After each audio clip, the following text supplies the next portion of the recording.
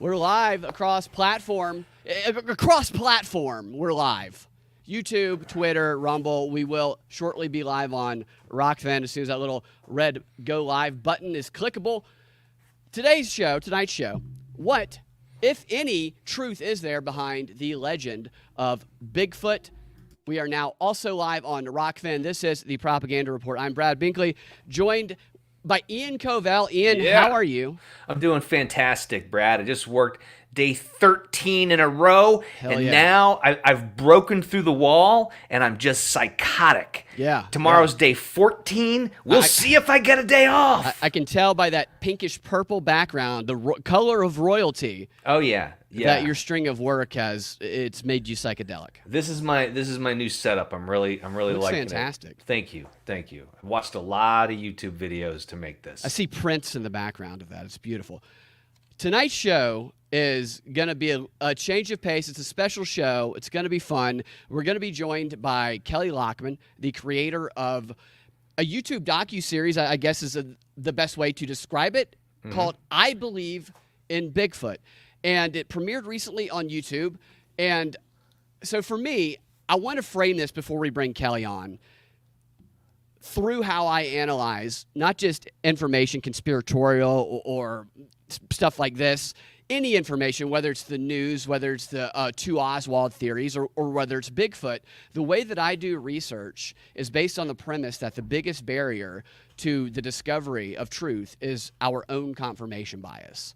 And that the only real way to get around that and reveal blind spots or parts of our arguments that nefarious critics will go after that maybe we don't see is to be your own biggest critic, and in doing your research, to not just research to confirm your theory, but to research aggressively to attempt to disprove your own theory. Because if you do, now you know, but if you don't, you might discover new unexpected truths, and in the process, you will know what attacks are coming your way, and you will be able to develop a more thorough argument that when these pricks come after you, you've already anticipated their attacks, and you can dispatch of them quickly and present a more conclusive, persuasive case to them. I don't always do that successfully, but that's just kind of the background of it. And the reason that I say that is because I'm going to ask Kelley some questions probably, or maybe I won't. Maybe I will have zero good questions. But I am a skeptic who is open-minded, and I don't want it to appear that I'm trying to be a prick if I do ask questions when he's presenting what he's learned through his investigation. I'm asking because I want to believe. And with that said, my starting premise on the subject of Bigfoot is this. While I am a skeptic, I'm open-minded, and I believe, and this has been proven, that we live in a world where we discover new species all the freaking time. I'm going to put on screen real quick here. Just in 2023, an article from December, scientists discovered, it says described, but talks about 153 new species that they say were discovered in 2023. 153 never before encountered species. So we live on a planet with a bunch of creatures that no human has ever before encountered that will one day we will be confronted with. And when it comes to the ocean, those creatures look like aliens. They look weird. Oh, and furthermore, we talked about this on the phone, Ian, we can only hear at a certain frequency. Dogs can hear above that. We can only see certain things. And this is the popularity of psychedelics. Absolutely. Is being able to turn up or turn down certain things. Yeah. And that's like the fascinating aspect of psychedelics to me. But our perception of this world is only a fraction of the actual reality that surrounds us. Perception is reality to everything. It's subjective to the different living thing. Right. Like an ant, and I'm not gonna come on. I mean, this is I love topics like this. It's fun to talk about. We could be surrounded all of the time by creatures that can only be seen by other creatures who see certain ultraviolet rays and that communicate at certain frequencies that humans could never hear, who could just relentlessly be mocking us and doing the jerk-off motion on our face all the time, and we would have no idea. Right. I mean, like I can absolutely see the worm crawling across the ground, but I don't know if the worm can perceive me as well as I can perceive it. It's like we're an earthquake to it. That has to also be happening. This is why I'm not an atheist. It's just it doesn't make any sense to be an atheist to me. I'm sorry. Like me too. There's obviously something unseen that we just can't perceive. You might want to you can argue whether or not it's God, but there's something there, To be an atheist is too sure of a position. I'm sorry. Yeah, absolutely. There's just so much that we don't know, which is why I love subjects like this. Yeah. But I do ask questions about them. So with that said, I love this type of discussion. Let's introduce Kelley with. He's got a great little introduction of himself on his YouTube page, and then we'll bring the man out himself. But I love the way he went about this. Yeah. Here's kind of where Kelley started on this new Bigfoot documentary. My name is Kelley Lockman, and 2 years ago I began working on a documentary film about Bigfoot. In the process, my life has taken an unexpected turn. The things that I've seen, experienced, and documented have changed me forever. I don't know that I'll ever put my camera down on this subject, but I do know it's time to start telling some of these stories.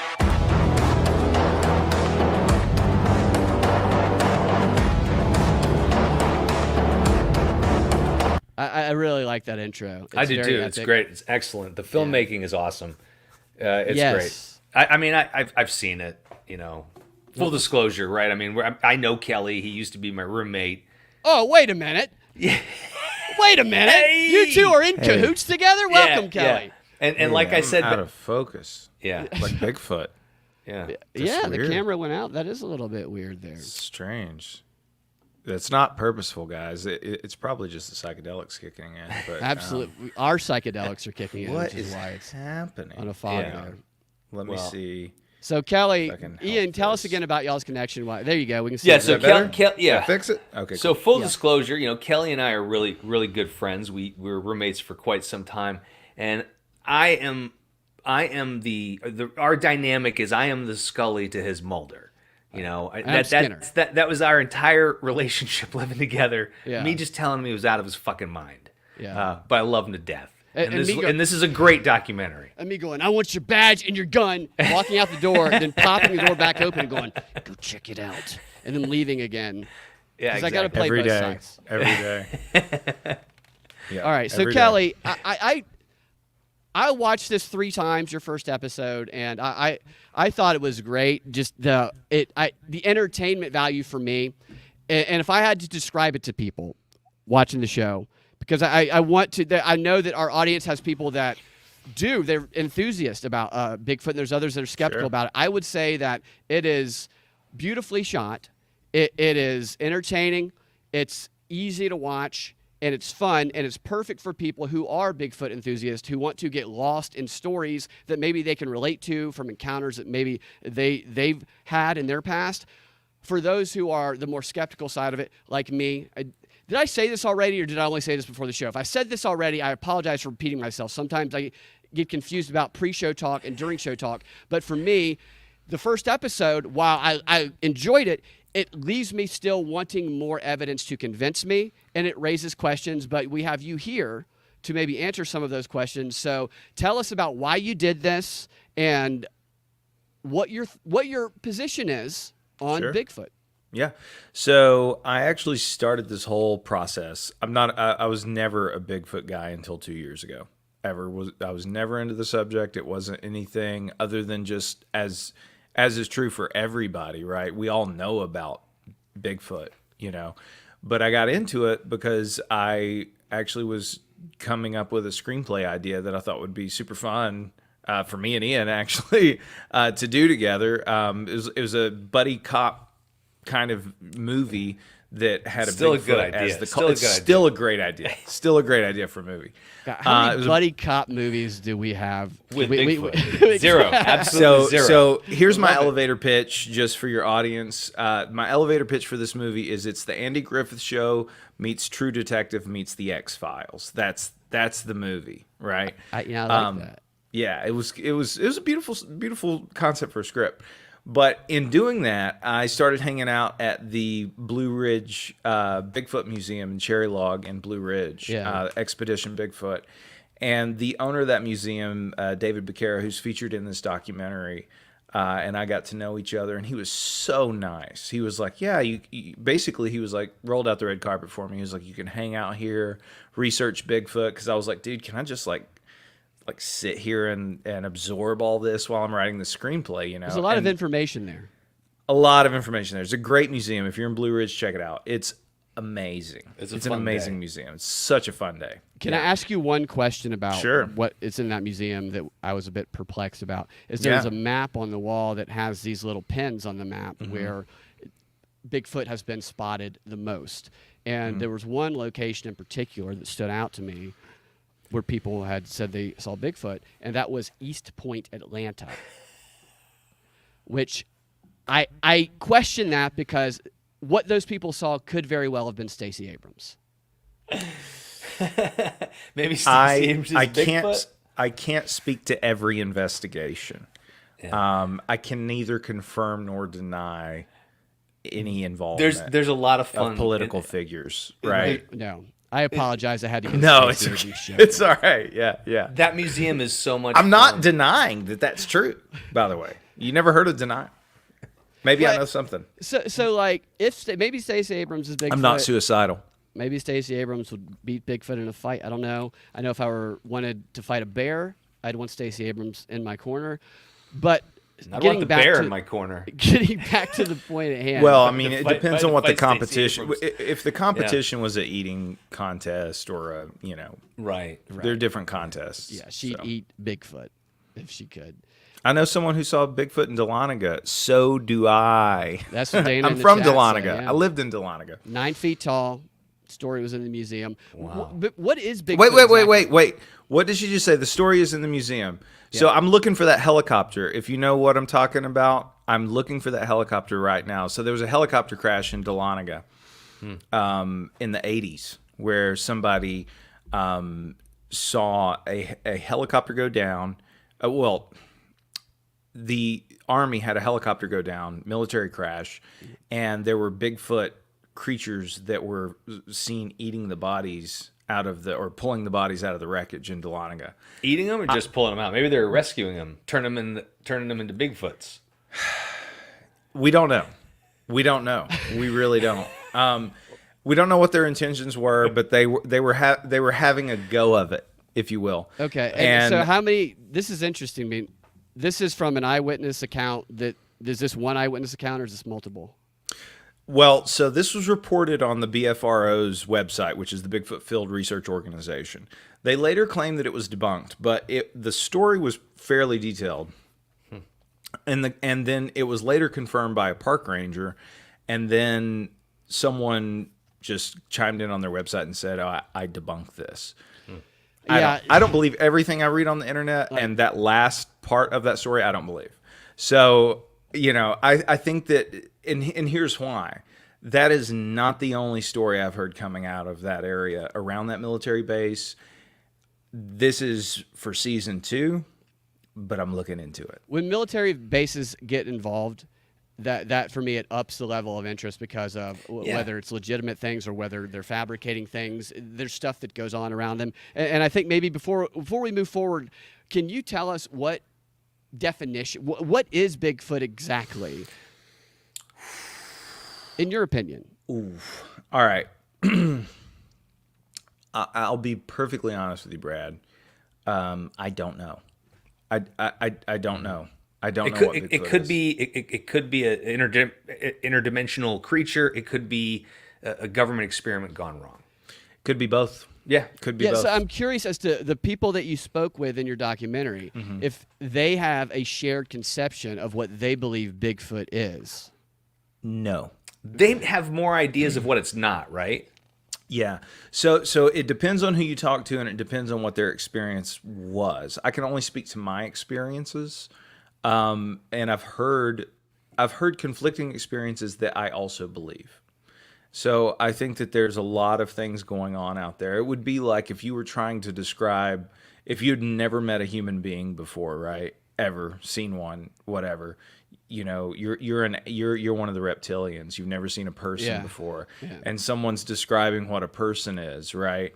What a human being is. You could get 1,000 different conflicting reports as to how a human being operates, right? So I don't know that there aren't multiple different things going on, or that these things have multiple different that's very interesting abilities. To me, is discovering what. So for me, it's like whether it's a specific thing that people have of this conception of Bigfoot, or it's something that is a creature we haven't seen, or an interdimensional being that exists from time to time that some people can see. I think that being open-minded to that, like you are, to discovering what exactly that is how we get to that truth. What is your belief, and what are your experiences? Interdimensional, Nephilim, whatever. I'm clueless to this. Tell us your story. If it bites you, do you turn into one? Yeah. I don't know. Stacey, I don't know. I doubt it, just because the animals that I've seen that have interacted with it are dead. So I doubt failed attempts. Could be maybe failed attempts. Could be failed attempps. I don't know. But then again, I've never seen him kill a person, although that has been reported. So the jury's out if lycanthropy, or I don't know what you would call it with Bigfoot, is involved, but bigcanthropy. But I doubt it. What is that word? Vampirism. Lycanthropy. Being a werewolf. Werewolfism. So the process of turning someone into a werewolf. Lycanthrope. Mm-hmm. Okay. Yeah. And that comes, interestingly for your audience, to divert the conversation for a second, comes from Lycan or some, I can't remember his name, but he was trying to impress Zeus, and so ate his children, and so Zeus made Zeus eat one of his children for dinner, and Zeus got really pissed off, and so he turned him into a wolf. Yeah. And so that's where lycanthropy comes from. Yeah, that was one of my favorite South Park episodes as well too. Cartman did I haven't seen that.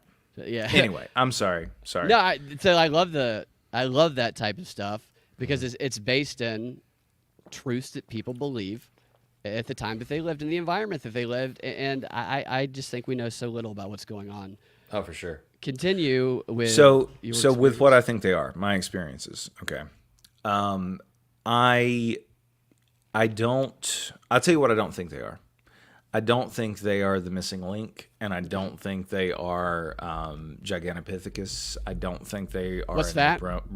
That is what a lot of people have attributed to Bigfoot, is this ape that was discovered, I think, somewhere in Asia. They literally just found a jawbone of what they believe to be a giant ape, and reconstructed this entire ape based on this jawbone, and said, or it might have been a molar even. Yeah. And they were like, well, based on this molar, we think this is what this monkey looked like, and it was huge, and it was gigantic. And are those the ones that are extinct now? Yeah, they're extinct. Oh, yeah. Okay. And so a lot of people say, well, maybe people just in North America, maybe they interacted. Sorry, guys, excuse me. Interacted with these guys a lot, and that's where these legends come from. Okay. Maybe there's still some kind of, giant ape out there. I don't believe that's true. And the missing link, I think most people know, but that's like the evolutionary answer. Right, right. Like some kind of Neanderthal type creature out there, more ape-like than even though Neanderthal was actually much more human-like than ape, but more ape-like than human out there roaming in the woods. It is true that human beings, if they go feral for long enough, can actually grow hair all over their body. I can grow a beard if I go feral? No, you can grow hair on your forehead, bro. This happened to a kid in France, actually. He was raised by wolves, essentially. And if memory serves, I think this is actually where the Jungle Book, where Rudyard Kipling got the idea for Jungle Book. But this kid was living in the wilderness for a long, long time. Brought him back to civilization. He was covered in hair from head to toe, like covered in hair. Crazy. When they re-civilized him, and this is a true story, you can look it up. All the hair fell off. So that's So, wild. yeah. That makes Isn't me that think weird? of goldfish. Goldfish, when they're kept in small little bowls, they stay small. But if they're in a lake, they grow to be big, Right. and can live to be 30, sometimes 40 years old. Have you seen the Right. thing they do with the fleas, where they take fleas and they put them in a jar, right? And then they let them only experience the jar, and then they slowly take the jar away. And for the rest of their existence, they will never jump higher than the jar, even if the jar's not there. God, what if we're in a jar? And any We are. fleas, any of their offspring will inherit that same trait. That's wild. Yeah, it's crazy. That's nuts. So if if that's true, that's why I go, why not? Maybe Yeah. there's Bigfoot. Fuck it. Yeah, fuck it. Well, the thing about the thing about Bigfoot, from my experience anyway, I do buy much more into the interdimensional concept. Yep. Even the concept that it's more like a ghost than like a literal being. That being said, I have seen evidence with my own eyes of them interacting with the world around them. I've seen footprints. I think I sent you a picture of a footprint. Pull that up. I've seen them kill. I haven't seen them actually do the killing of the animal, but I've seen animals that I do believe that they've killed. I've heard stories of this. I've had rocks thrown. You've had them thrown at you when you were. Yeah. Where were you when this happened? This was in North Carolina, and I use the word thrown loosely because, and this is gonna kind of go off the rails pretty quickly, but it really seemed like the rocks fell out of the sky. Didn't seem like they were thrown. How big were they? Varying sizes. One was, like typical like gravel size. And then one was more like a little pebble. I have a video on my YouTube channel called Bigfoot Throws Rocks, and it goes into all that. Why do you think Bigfoot would throw rocks at you, just to be a dick? I think they were playing with you. I think Okay. I think they Yeah. I think they enjoy it. I think they enjoy the interaction. That is what I was curious about watching some of the testimony in your in episode 1. Is it seems to be a common theme that one, Bigfoot runs away sometimes and breaks tree limbs off and starts shouting. So those explanations, a couple of questions came to mind for me. Is Bigfoot, from what I understand, is faster, stronger than bears, which Right. means we are zero threat to them. Even the weapons we have are very little threat to them.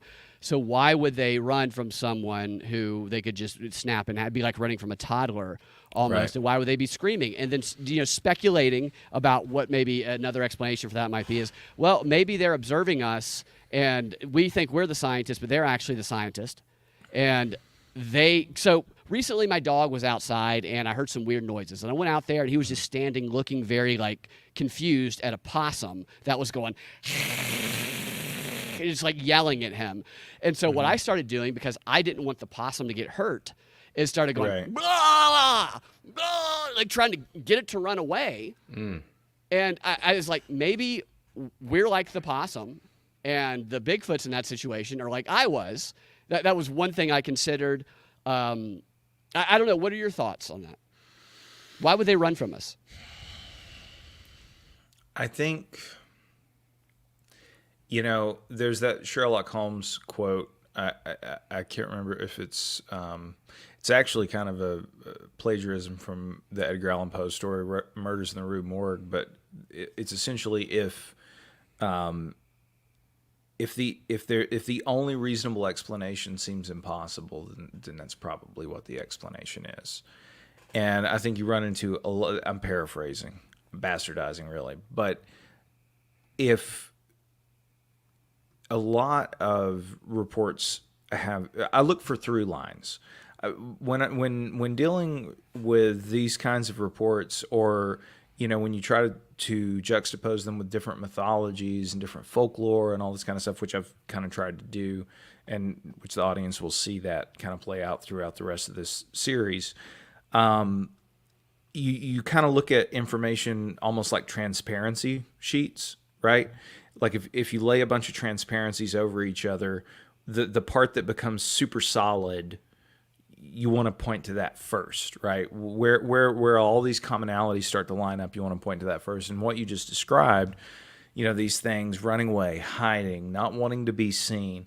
If this is a 800-pound beast that can, snap a deer's neck, like what I witnessed in my experience, can, rip a tree up by the roots and throw it at you and do all these insane feats of strength, why wouldn't they just kill you? Why wouldn't they just grab you and kill you?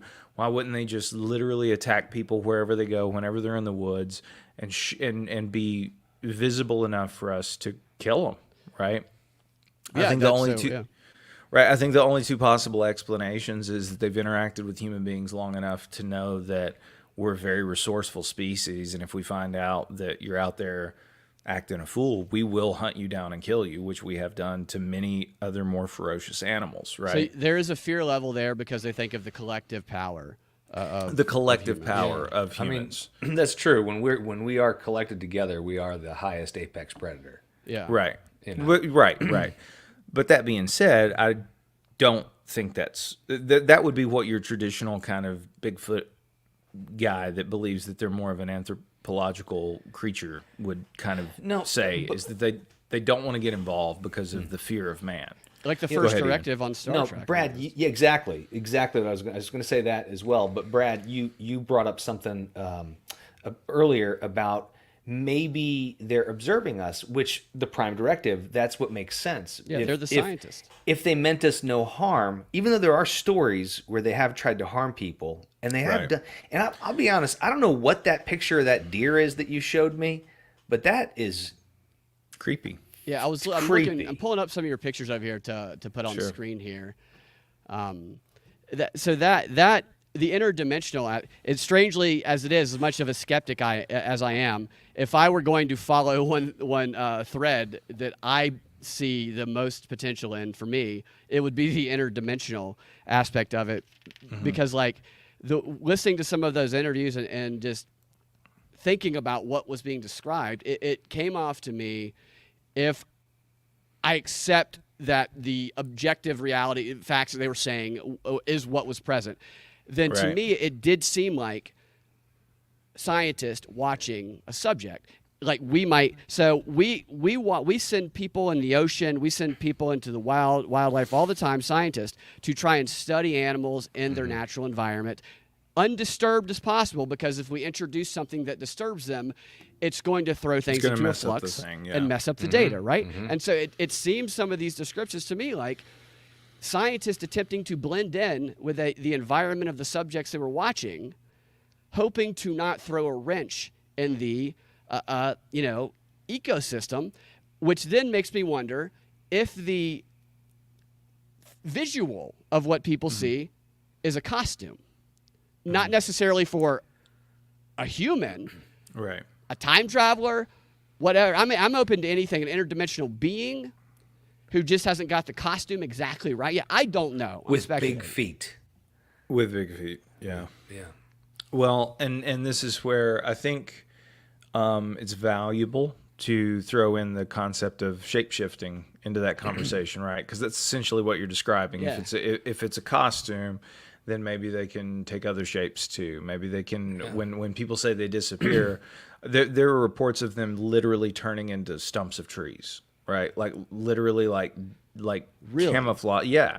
There's a lot of reports of someone seeing a stump, like literally like seeing a stump of a tree. It sounds like an alien to me. Well, it is, I think. Really? It is. Yeah. Probably driving. It's probably what's flying those little pill-shaped things around. Well, there's UAPs and the interdimensional aspect of this. They seem to be one and the same kind of. Right. So a person that is heavily featured in the documentary is a gentleman named Ron Moorhead, and he recorded a series of sounds called the Sierra Sounds in California back in the 1970s that is hands down the highest vetted piece of Bigfoot evidence in existence. They've done shows, where they like debunk different stuff on the History Channel, those kind of cheesy stuff. They can never debunk his stuff because it's been so thoroughly vetted. They took the time, him, a gentleman named Al Berry, who was an investigative reporter, and other people took the time and invested money in getting people in different disciplines to analyze the audio recordings. So I have these recordings, the Sierra Yeah. sounds that you sent me. Yeah. There's which one should I pull up first? The ones I see here are aggressive display, excerpts of a berry, breathing, disagreement, whoop interaction, smacking, talk to us. Do the whoop interaction Yeah. first, because I think that's the easiest, most approachable. Okay. Put that up here. All right, you guys keep going. Let me get this. No, I like the whoop set one. up. Yeah, the whoop one's great. I'm going to plug in a light here. Sorry, I just don't want it to die mid broadcast. Solar? You Yeah, plugging I mean, in solar? The shape shifting thing or the alien thing, I think, that's definitely a possibility.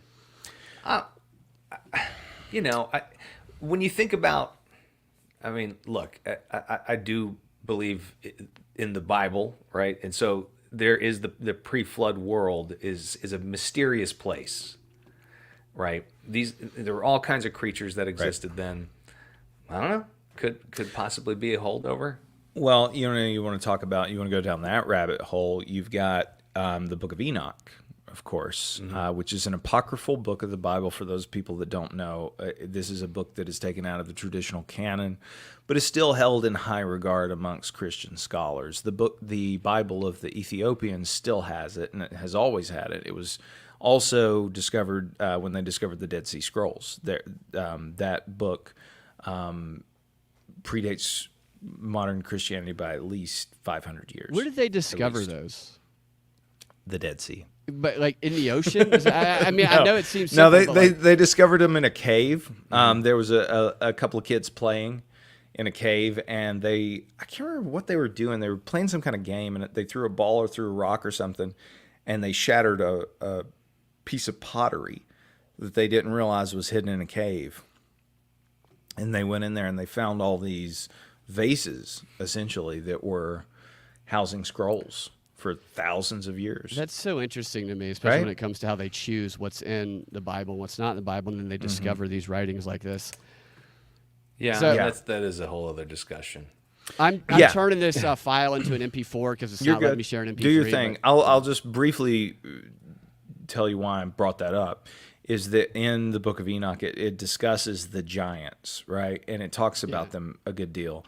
And so you get a little brief excerpt of this in Genesis, but in the Book of Genesis, it talks about the sons of God coming into the daughters of men and making them mighty men of renown.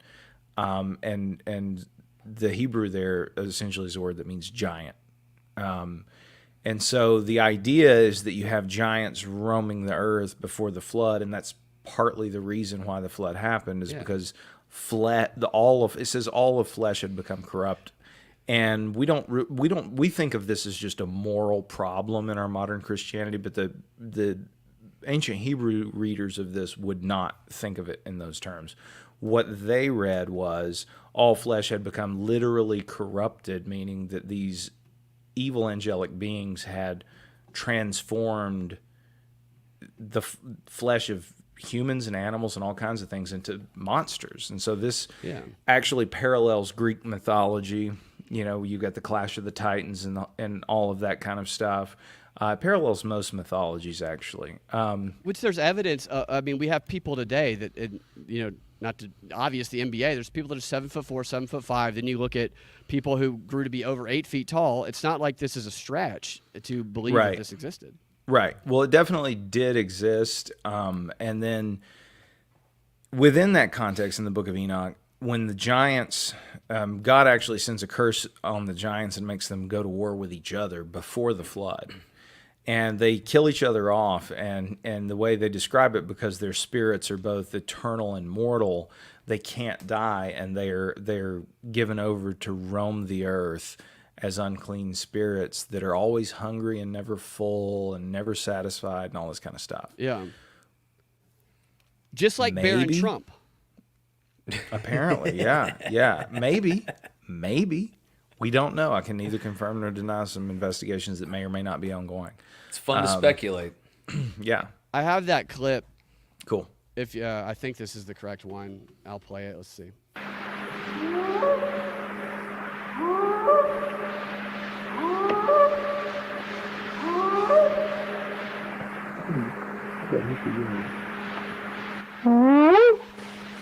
That's Ron trying to mimic them.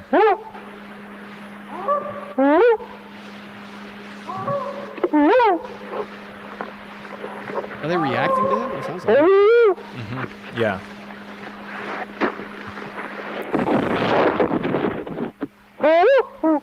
So how does he know there's not another guy recording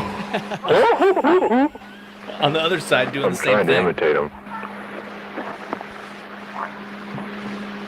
That's always interesting that when you do hear reactions. Ron gets so embarrassed when he listens to this in front of you. It's funny. He's like, oh, God.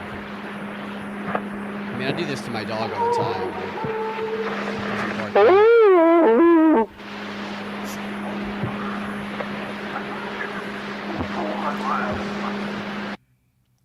So did is you hear that interesting. little bit at the very end where they started to sound like they were talking to each other?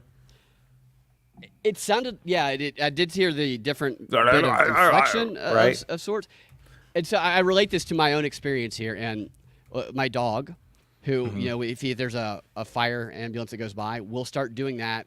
Sometimes if I can get the tone right, I can get him to do it. But if he's hungry, he will look at me and he will start going like he's trying to form words. Right.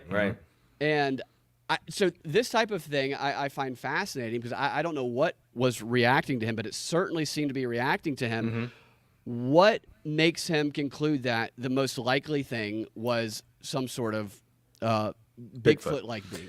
So, Ron, those recordings were made, the Sierra sounds were recorded between 1971 and 1974 in a camp in the Sierra Mountains that was a hunting camp, and you had to get up there. You could either walk or take a horse, but it was 8 miles into the Sierra Mountains. And it was a remote camp that these guys had been hunting. Friends of his had been hunting there since the 1950s. And they started to hear all this crazy noise and have moments where like their camp would be messed with by creatures. And they saw huge, giant footprints. In what ways were the camps being messed with? Well, the night that really sent them over the edge, and this is how Ron started to get involved, was that the Johnson brothers, that it was their hunting camp.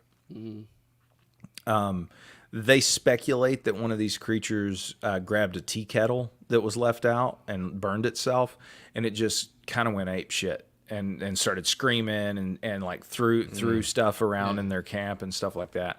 But they found tracks. They've cast many tracks out of there, huge tracks. I mean, like gigantic 19, 20-inch tracks. So I'll put a track up on the screen here that you sent me. Oh, yeah, the one that I sent a picture of. Yeah, so that's, you can kind of see it here, but that's my foot next to an impression in the ground there. Obviously that's not, I didn't cast it because I didn't think it was worth casting, but you can see how much bigger that is than my footprint. Yeah. Right. There was a lot of alternative are there other animals that could leave some sort of footprint or are there other potential, going back to maybe futuristic time travel type stuff, just speculating about what this might be along with possibly Bigfoot? Is one of the videos in your first episode, which I thought was interesting. The guy described seeing these two 9-foot tall, what they believe to be Bigfoot through, I think, infrared, standing next to each other in a swampy area, which honestly kind of seemed like they were peeping Tom on white redneck dudes in their underwear. I think there's something to that. Yeah, and he said that he went into that swampy area and he couldn't move around at all. Right.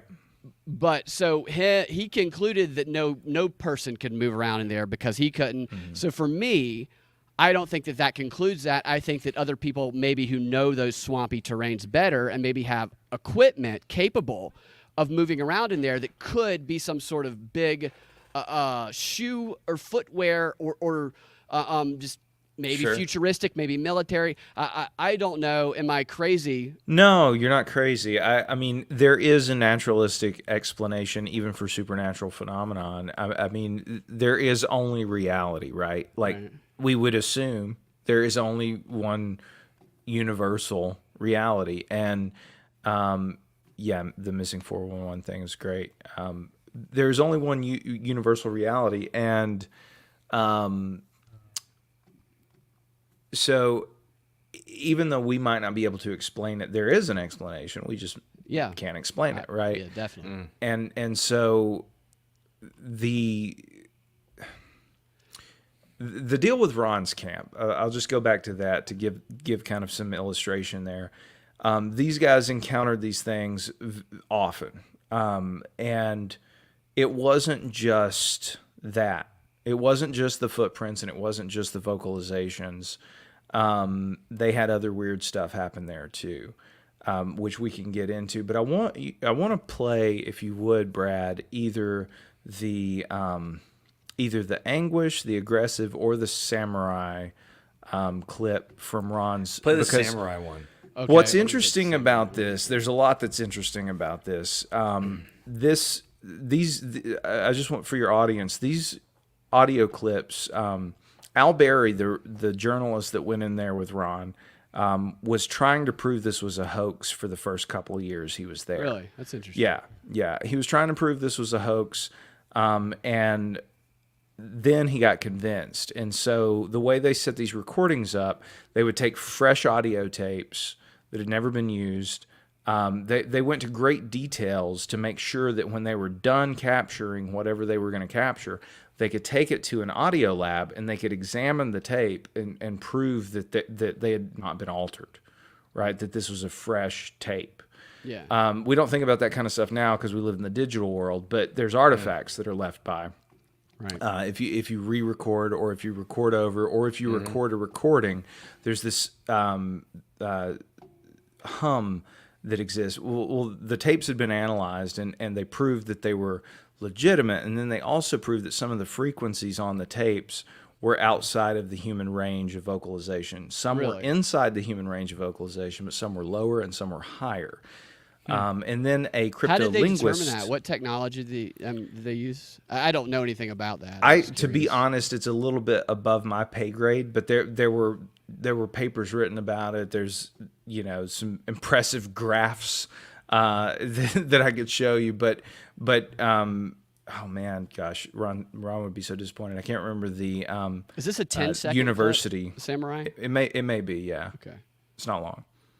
All right. I can play it now, or you can keep going. Well, I was going to say, in addition to all of that, there was also a cryptolinguist named Scott Nelson who worked for the DoD, breaking codes, and also he can pick up on phonetic language and determine codes, determine patterns, start to do all that kind of stuff. Yeah. He actually listened to this stuff because his child brought it to him and wanted his opinion and wanted it for some kind of like science project he was working on. And it blew Scott's mind. He was like, this is a language. And so yeah, it's like a rival almost, that movie, right. if you've seen it. Yeah, very much so. So that to me is one of the most interesting aspects of stuff like this, is the language that can be discovered in this, which I'm of the opinion, as we spoke about at the beginning of the show, that there's communication and language going on all around us that we're unaware of. And I make the joke all of the time, which Stella, who may or may not be listening right now, thinks she is, did a great illustration of. It's one of my favorite pictures that I have. Is the joke for me is this: communication is everything. If I could only talk to the roaches in my house, I could tell them, just go somewhere else. This doesn't have to be genocide. Right. Like, if we could only get through to each other, but there's the disconnect in the ways that we transfer information, and these sounds here definitely sound like communication. You want me to play this clip? Yeah, go for it.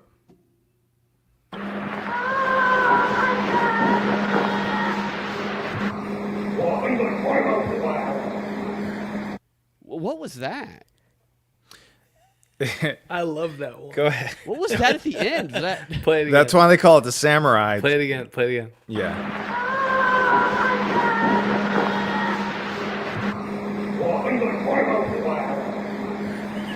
So where did this audio come from? Because that sounded like a. It sounds like Toshiro Mifune in the woods from Akira Kurosawa film. It does. That's what it sounds like. That's why they called it the samurai vocalization. I'm Bigfoot. Yeah. Yeah, no, So- it sounds like a domestic violence thing about to happen here. but Yeah, there's no so- people here. Well, no, I'll tell you what was, according to Ron, this is what was going down when that happened was that like sound you hear at first. Ron believed that there was a female, a male, and a juvenile, and that kind of squawking that you were hearing was going on quite a bit. And it was the juvenile, and the juvenile was more curious than the others. I see. And that was essentially the adult scolding it. Is what they Yeah. assume. Yeah, it's what they assume. And so were they listening from an audio device from a distance, or did they plant audio devices in certain areas? Yeah, so both. They would hang out essentially, and actually Ron's approach inspired a lot of what I did in my approach to this whole documentary and how to like document these activities. You see all these Bigfoot documentaries where people are going bananas in the woods, screaming and beating on trees, and just like, oh, did you hear that? Did you hear that? Right, Of course, yeah, I can't hear knock on the anything tree, because you're yeah. talking, right? And so I didn't want to do that, and Ron didn't do that, and so what those guys did, because they had so many interactions with these things over the course of a couple of years, they decided to just set up microphones, let them roll, and hang out and camp and just do their normal thing. Yeah. And when they started acting up, because it started to occur to them that these creatures enjoyed their interaction, that was something that they were getting like a kick With out each of. other or with the humans? people. Okay. With the humans, yeah. And so they would go up there and just kind of wait on them to do something and try to Are there record other it. animals that interact in this way with each other that Ron is aware of? I mean, most animals will do that. Most animals get curious. I just don't mean, know if could you've that ever have seen been wolves talking to mama wolf Oh, talking no, to us? no. Wolves it do not wasn't. sound like samurai. Wolves typically don't sound like Asian warriors. I mean, there's No. a wolf that lives underneath my driveway that speaks Mandarin. So That may be a Chinese robot. yes, very true. I hate We to have a break it request to you. to hear the clip again. Let's So do I'm it. gonna- I'm going to play Yeah, it let's again. do it. Yeah.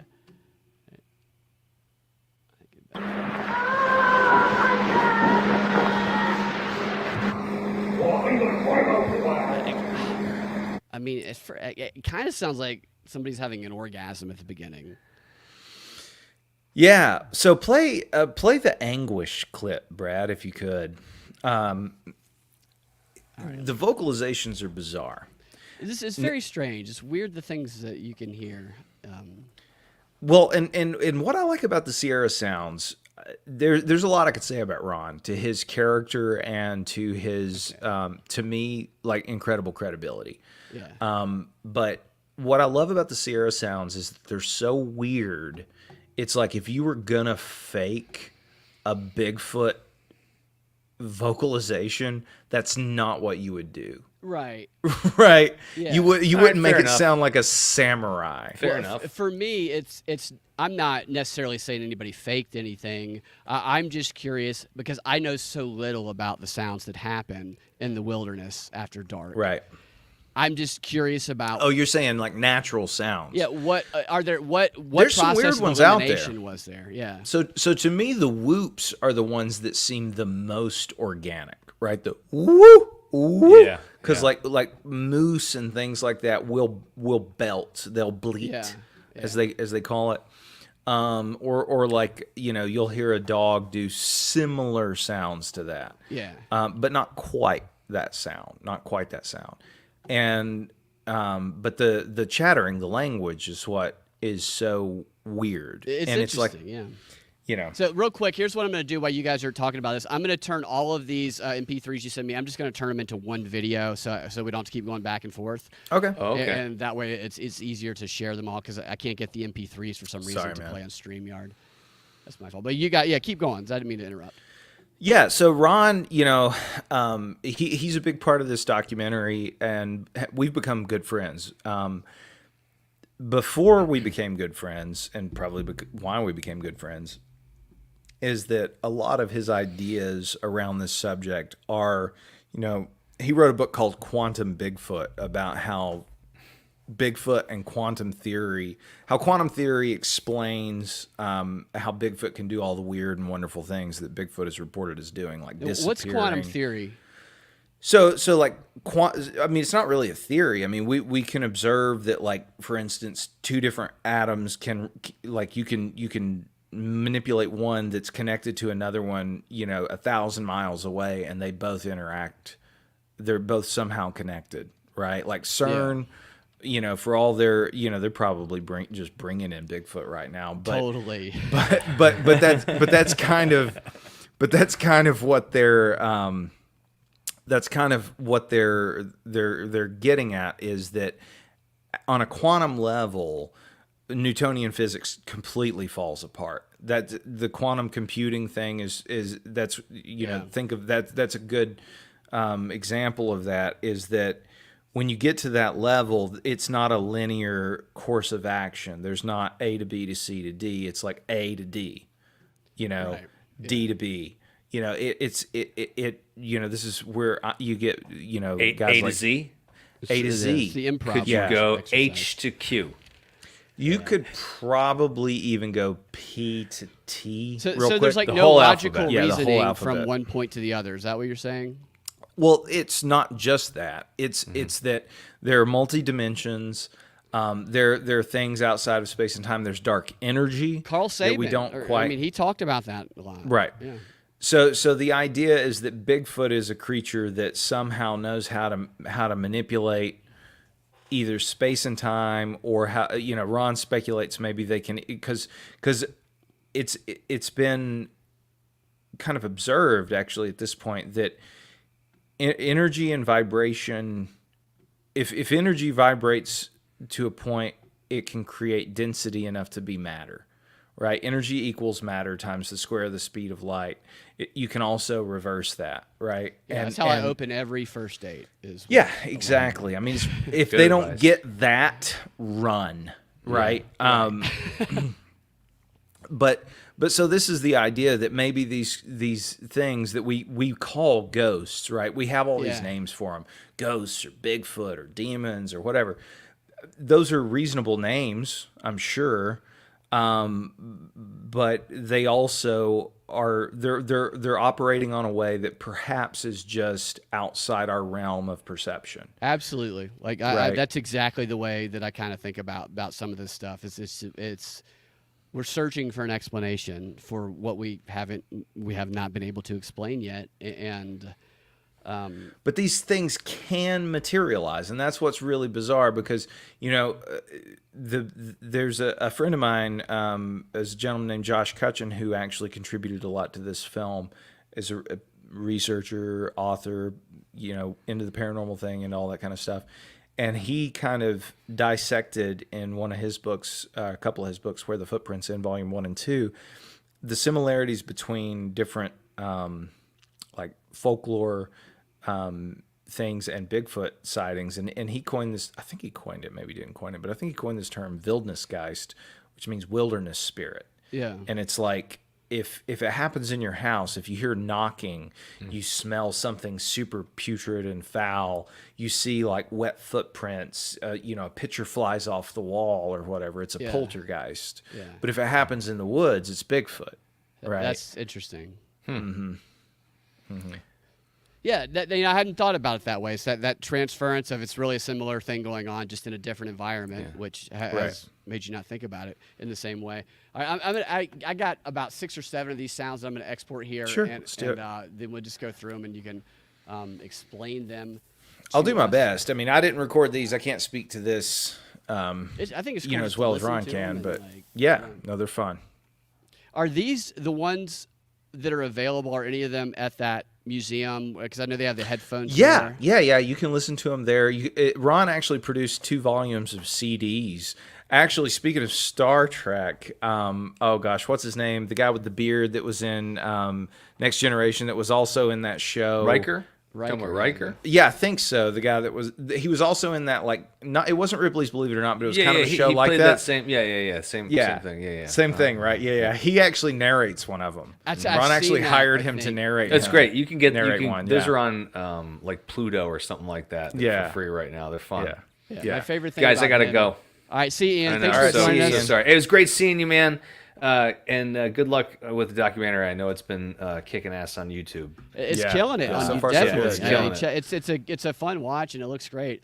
Yeah. And I'm not trying to be. See you, Ian. Bye, everybody. See you, buddy. All right, I got to figure out how to get out of this thing. Yeah, it's going to be awkward, Ian, if you stand up. Thank goodness he didn't reveal his true background. Yeah, he didn't CNN us. You know what I mean? Yeah, dude.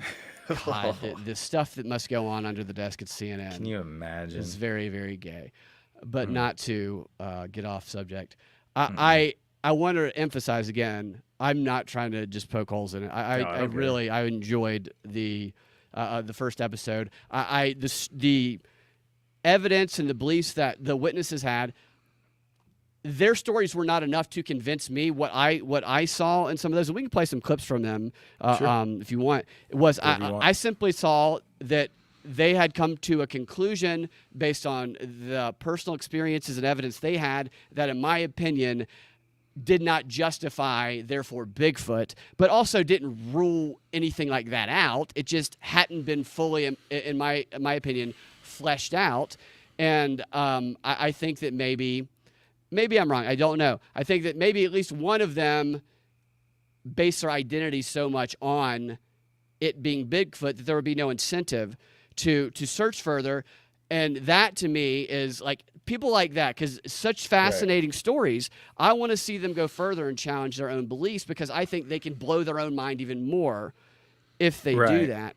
Well, and that's the big divide in the Bigfoot community right now. You've got guys that are so fixated that it's a flesh and blood animal that they're looking for, that they refuse to acknowledge that at least, and I'm not kidding, I'm not exaggerating, at least half of the Bigfoot reports that come through have a supernatural component.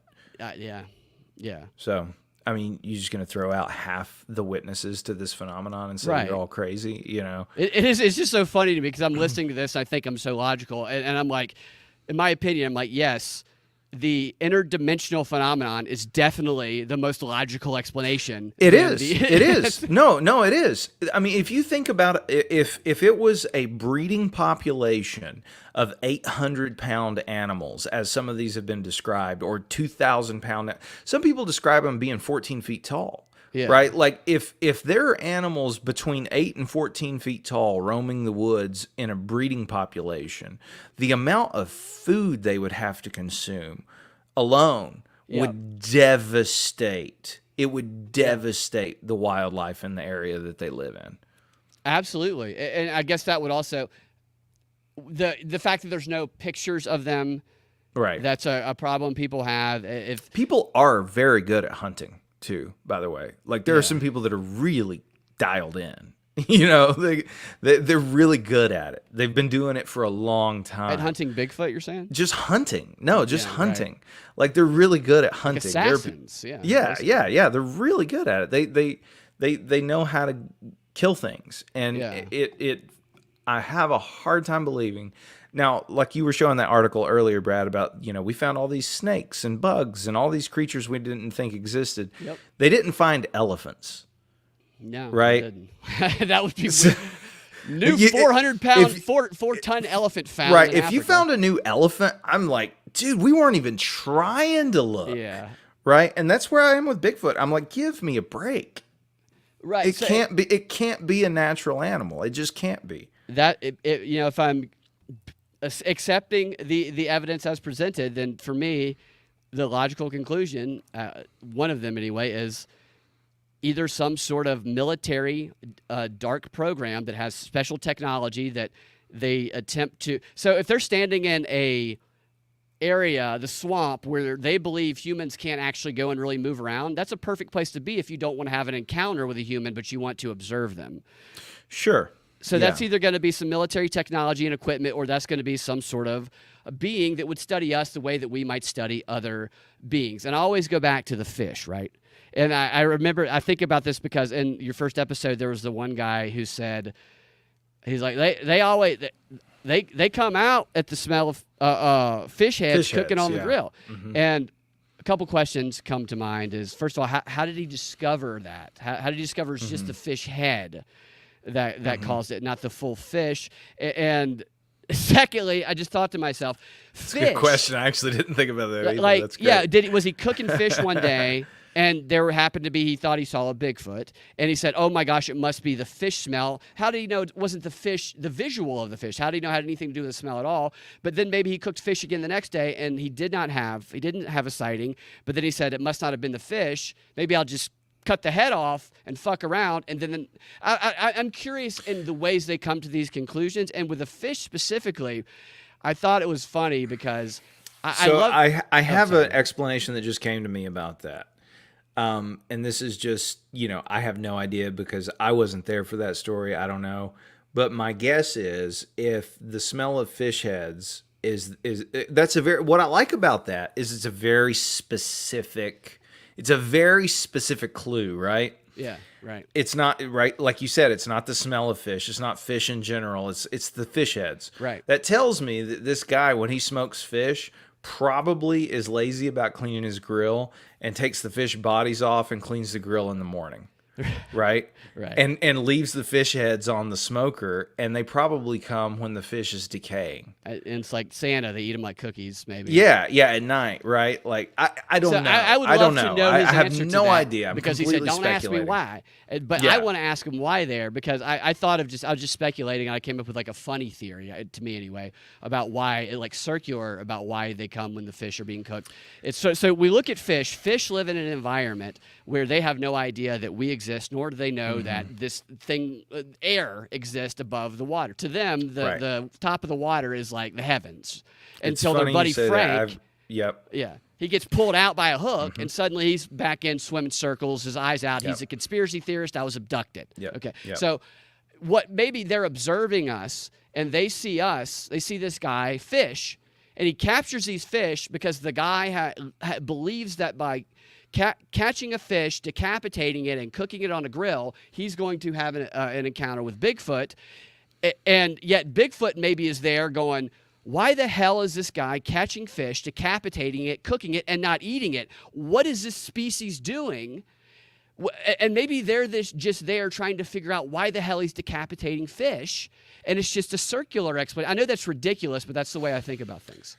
No, I don't think it's entirely ridiculous, and I do think there is. I can't speak to that specific story, but what I can speak to is that there does seem to be a correlation with leaving them gifts and them appearing.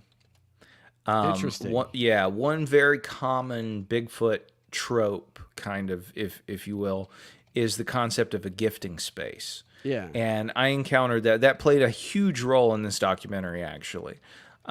People, when they have so for those watching, and this isn't even in my first episode, I allude to it, but I spent some time on a habitation over the past couple of years that has been thoroughly investigated by another group of Bigfoot researchers, literally for 12 years. Mm-hmm. They've had tons of encounters. It's a hot spot. It's a hot spot, and they invited me there, and they had a gifting spot set up for these creatures. And what a gifting spot is, in this case, was a stack of rocks. Yes, Stella Q, fish sacrifice. You're exactly right. That's exactly what I'm getting to.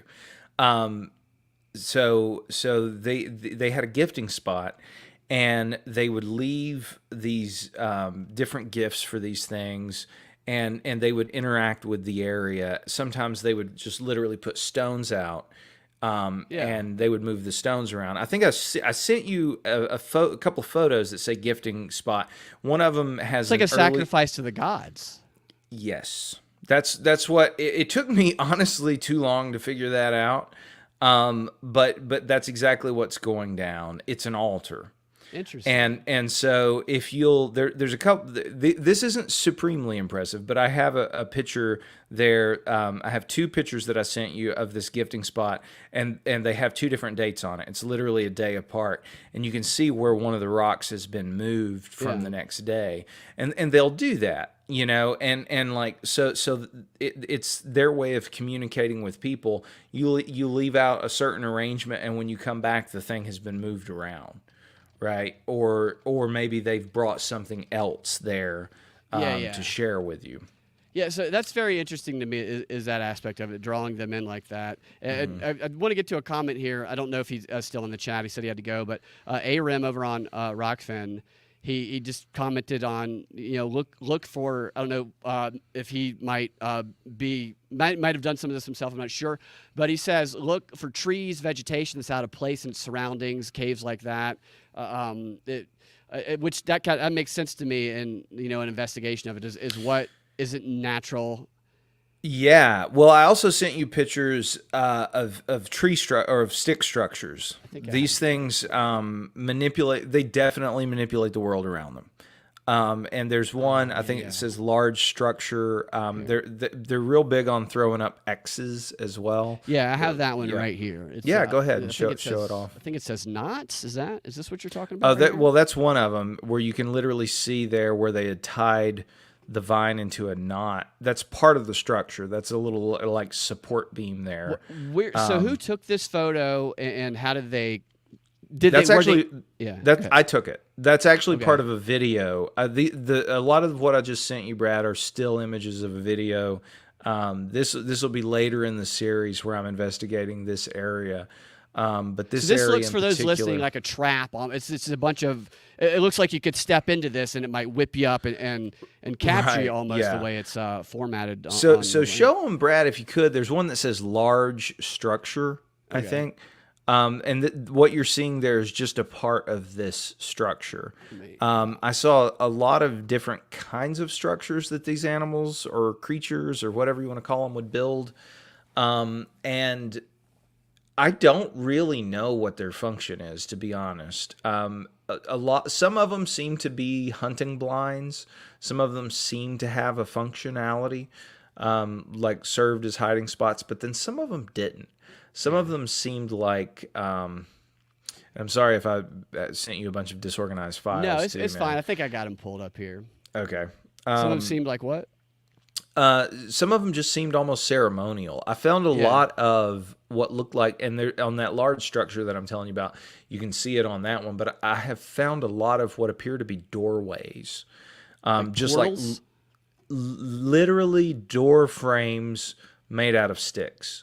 And I can't describe it any other, so that makes other me way think of than interdimensional that. Stuff too. Right. Yeah, exactly.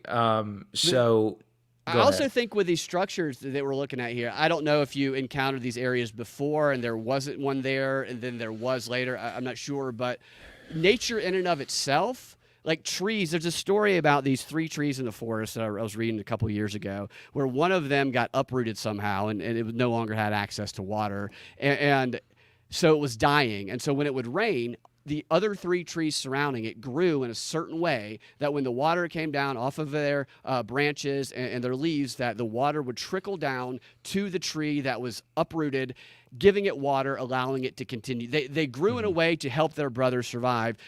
The way roots and shit can grow, I think, for me anyway, looking at this, I think there's always a factor there. I don't know what kind of relation interdimensional beings might have with the trees, but I'm fascinated by plants and stuff like that in a similar way.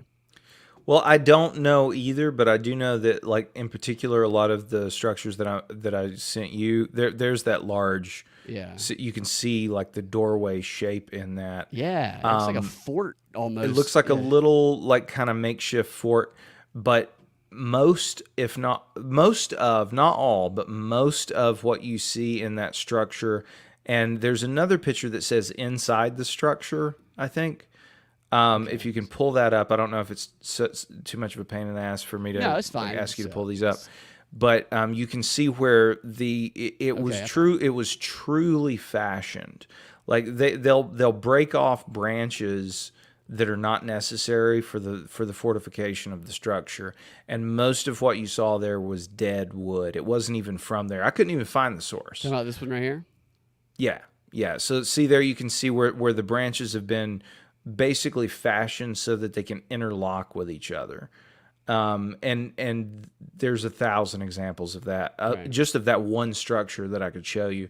And this is a still shot from a video. That visit these areas that could use stuff like this, or I think this is fascinating finding stuff like this because it seems to be there for a purpose.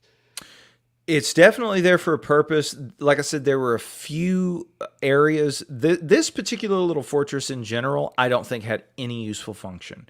You could see right through it. It would be a totally ineffective hunting blind. Definitely bushcraft is a real thing, and people really do make hunting blinds out of like trees and broken limbs and things like that.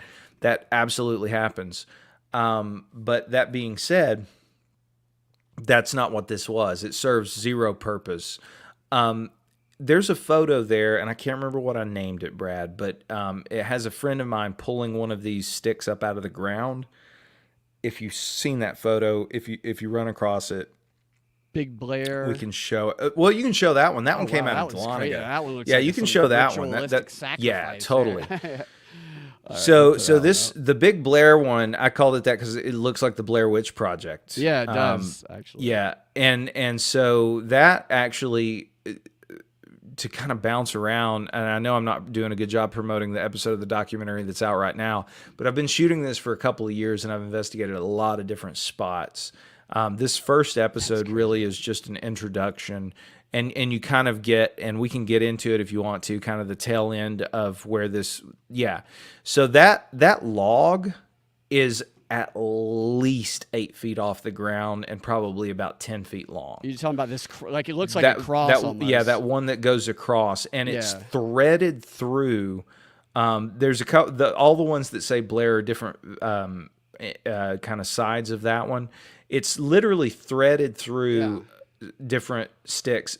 I could not come up with a reasonable explanation as to how it got there, because it didn't. There was nothing there that it could have come from.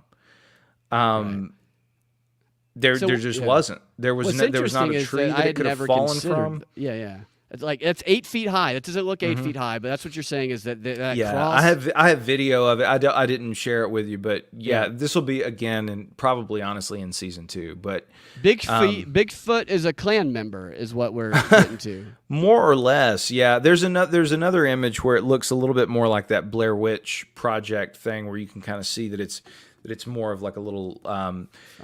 Now what you're seeing on screen, one of your folks chimed in about Dahlonega. This is in Dahlonega, so this is close to that area, very close to that area where that reported helicopter crash happened. Tell everybody what that was again, who just tuned in. So in Dahlonega in the 1980s, there was a military helicopter that went down, and it's been reported that Bigfoot were on the scene. Okay. And then, that's right. Yeah. And they were literally pulling the bodies out. And eating according to them, the right? report, that's what I guess the Army assumed that they were doing. And the MPs that were there opened fire with their 45s, and it kind of freaked them out. Based on the story, they kind of like got scared and started shooting in the dark, and these things ran away. Yeah. But the helicopter crash was absolutely real. That's verifiable. And so, Forest Mommy says, by the way, I can't believe I've missed this so far. The forest has so many secrets. I would agree to that. Is this the one you're referring to? Yeah. So if you look there on the right side of your screen, you can see how that creates like a little tunnel looking area. Yeah. This one, I believe, is a hunting blind, but what he's showing you there from the ground, like he pulled that out of the ground, and so that limb, most of what you see that's making up the other side of that blind, and again, I've got all this on video. It's much more compelling when we show the film. This is going to be in later episodes, but that limb came from the tree that the rest of the limbs came from. Yeah. But it was twisted off and shoved in the ground and twisted around the other way to help create kind of a tunnel area for that blind. It was clearly manipulated and driven into the ground, so much so that I thought it was just a tree that was bent over. Yeah. Until I pulled it out of the ground, and I was like, oh my God, this was twisted off of that tree that's right over there, shoved into the ground and twisted around when the tree obviously was still green, because that's a very old branch, twisted around and forced into an alignment to make that little like tunnel area. Like for what reason? Yeah, and it's interesting. That's like why would, whether it was forced to it or whether it grew that way. It definitely didn't grow that way. It's broken off. It's literally been twisted. You can't see it in this photo, Brad, but there's a tree that's causing a lot of the situation there on the right, and that branch was twisted off that tree, and the butt of the branch was brought around. Yeah. To create that arch. And so, so the top of it's pointing back at its source. There's a reason for the madness. That's look, I'm not going to say it's an interdimensional portal. I have no idea. I find things in the wilderness, because I know so very little about it, to be just truly fascinating. And whatever the explanation is, I don't know, but I think it's worth investigating. And I'm glad that people like you are out there looking at it. Here's an image of the gifting you were talking about. I just found this one, kind of almost like the pagan god of Bigfoot for some. Right, yeah. Yeah, I think that's kind of what's going on. Yeah. Yep, so that's the gifting area. And if you'll notice that black rock that's sitting up on the gifting area, there's another, I think this is from like 1017, and then on 1018, it's on the ground. And I didn't move it, but something did. And so anyway, it started to occur to me that that gifting spot was kind of an altar, and I started to get a little indignant. And this is, spoiler alert, this is where the series is headed. 1018? Yeah. See, so that black rock is no longer on the gifting area; it's rolled down on the ground. What's a fucking iPhone? It's like, come on. Right. And so here's what's interesting about that gifting area. So it occurred to me, between all the weird stuff that was going on out there, that we were essentially, from my estimation, for lack of a better phraseology, we were summoning something and interacting with something. Yeah. Like, you've heard the term knock on wood, right? Yeah. So that comes from we think that comes from a Celtic tradition of summoning the spirits of the woods, or to let them know that you're coming into the woods. And the Cherokee have a legend that if you hear 3 knocks at night, don't go out of your teepee, right? And so this is one of the things that Bigfoot does. They knock on trees, and they do these tree knocks and stuff. So for what purpose do you think they do it for? Is it to warn us? Is it to communicate with each other? So in full disclosure, I'm a Christian. I believe in God, and I think that the purpose, this is just, people can get upset with me when I say this, but I think part of the purpose of not just Bigfoot, but a lot of supernatural and alien encounters is to make a person feel less than they are. Yeah. And so when you have a situation like this, and what these entities were accustomed to is, let's say, for example, and this happened to me, if a rock falls out of the sky on somebody, your tendency is to go, "Oh my God, can you believe this? Like, what's happening?" And freak out. Well, that pulls your energy down below this thing, right? It makes you less than. Makes you a little bit helpless. Right, exactly. Yeah. Giving something, an offering, right? You're essentially giving. It's an act of worship, if you will, right? Like you're giving this thing, right? You're making a god of it. You're elevating it. And so if it can get that without being aggressive, maybe it'll accept that. I started to believe that was true, and I tore that gifting spot down one night. Really? And the next night is when we had the dead deer. Or the next morning, I should say, after I tore the gifting spot down, is when we had the dead deer. The dead deer was in the spot of where the gifting spot was? It was within not even a football field's length of it. Yeah. I should have sent you pictures of this, but so there's a picture of a dog that I sent you. These dogs led a friend of mine to the dead deer. No one knew who those dogs belonged to, by the way. Never seen them before. I'd been out there weeks, never seen those dogs before. Some dogs just showed up one morning? Some dogs showed up one morning, and my friend had went out into the woods to take a shit, and these dogs caught his attention, and he started to follow them, and they showed him this ultra macabre scene. What kind of dogs were they? Do you remember? One was a little brown dog. Now, here's what's really surreal about this. A lot is. I haven't even, for your audience, I haven't even scratched the tip of the iceberg of the weird stuff that I've seen and that I've been able to document. But these dogs, there were 2 dogs. One was kind of a mutt dog, and it had one blue eye and one brown eye. And that's the one that kind of hung with us. And according to Native American lore, that means that dog can see into the spirit realm. I mean, that's crazy, too, because a dog shows up like that and maybe looks a little bit different, and you're in the middle of the woods, especially if you're going to the bathroom. That could be a threat. And it shows us a Bigfoot kill, right? And there was another dog with it that immediately ran away when I showed up on the scene. I have all this on film. It was a little brown dog. It ran away. The other dog hung with us. And to be honest, I was so entranced with this kill that I wasn't really much paying attention to the dogs. I thought that it's so interesting. Like, you don't really pick up on what might be an important detail when your heart's racing and you're, whatever. It's but overwhelming. Luckily I shot it all on a 360 camera. So I got a lot of stuff that I could look back at later. And is that on your page right now, or is that going to be in future episodes? So the end of the first episode starts to go into the kill.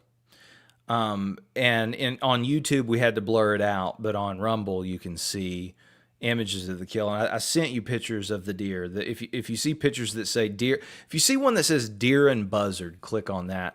Okay. Because what was really bizarre about it is the deer had its neck broken, and you could tell that a buzzard had tried to feed on the deer, and the buzzard died.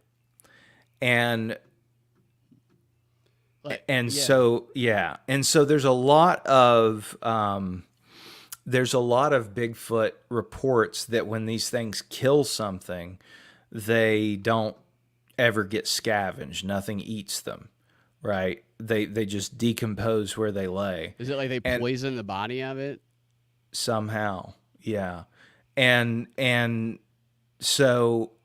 there's also no blood. They appeared to be drained of blood. And there's a story at the end of my episode where a lady talks about that exact same scenario happening to her dogs, where they had twisted the neck back of the dogs. And she said there was a puncture wound in the dog's neck. I didn't turn the deer over. I was afraid to touch it, to be honest with you. Yeah. Because the buzzard was dead. So I didn't know what had poisoned the deer. So I didn't want to touch it. But I went back 3 months later. That's right. And that's a totally different story. That's a weird story too, though. But it's related. But so the deer and the buzzard, I went back 3 months later. So the buzzard never moved. It decomposed where it laid. The deer's body, so there they are. Yeah, that's exactly how we found them. And there was no smell. They were killed the night before. Like they were brand new, fresh kills. But the deer's neck had been snapped. I mean, it's hard. It's actually not as good an angle. How big a deer was that? It was an average size whitetail. It was just an average deer. So for me, and I thought this was interesting when I saw it the other day, is I went to take a U-Haul truck back on Scenic Highway in Snellville, which is a pretty populated highway that my parents have lived over there since I was a kid, and I've been around there my entire life, and I had never one time seen deer. Because, in some parts of Georgia, you'll just see deer waiting at a crosswalk because they've learned how it works. But not in Snellville. I've never seen one. And then on the way back from U-Haul, in front of a church that's on you got about a big plot of land and the church in the background. The guy was actually just mowing the lawn the previous day. There was a deer laying there that had his head twisted around, and I was like, man, that looks like somebody killed that deer somewhere else and for some reason dropped it on the church lawn.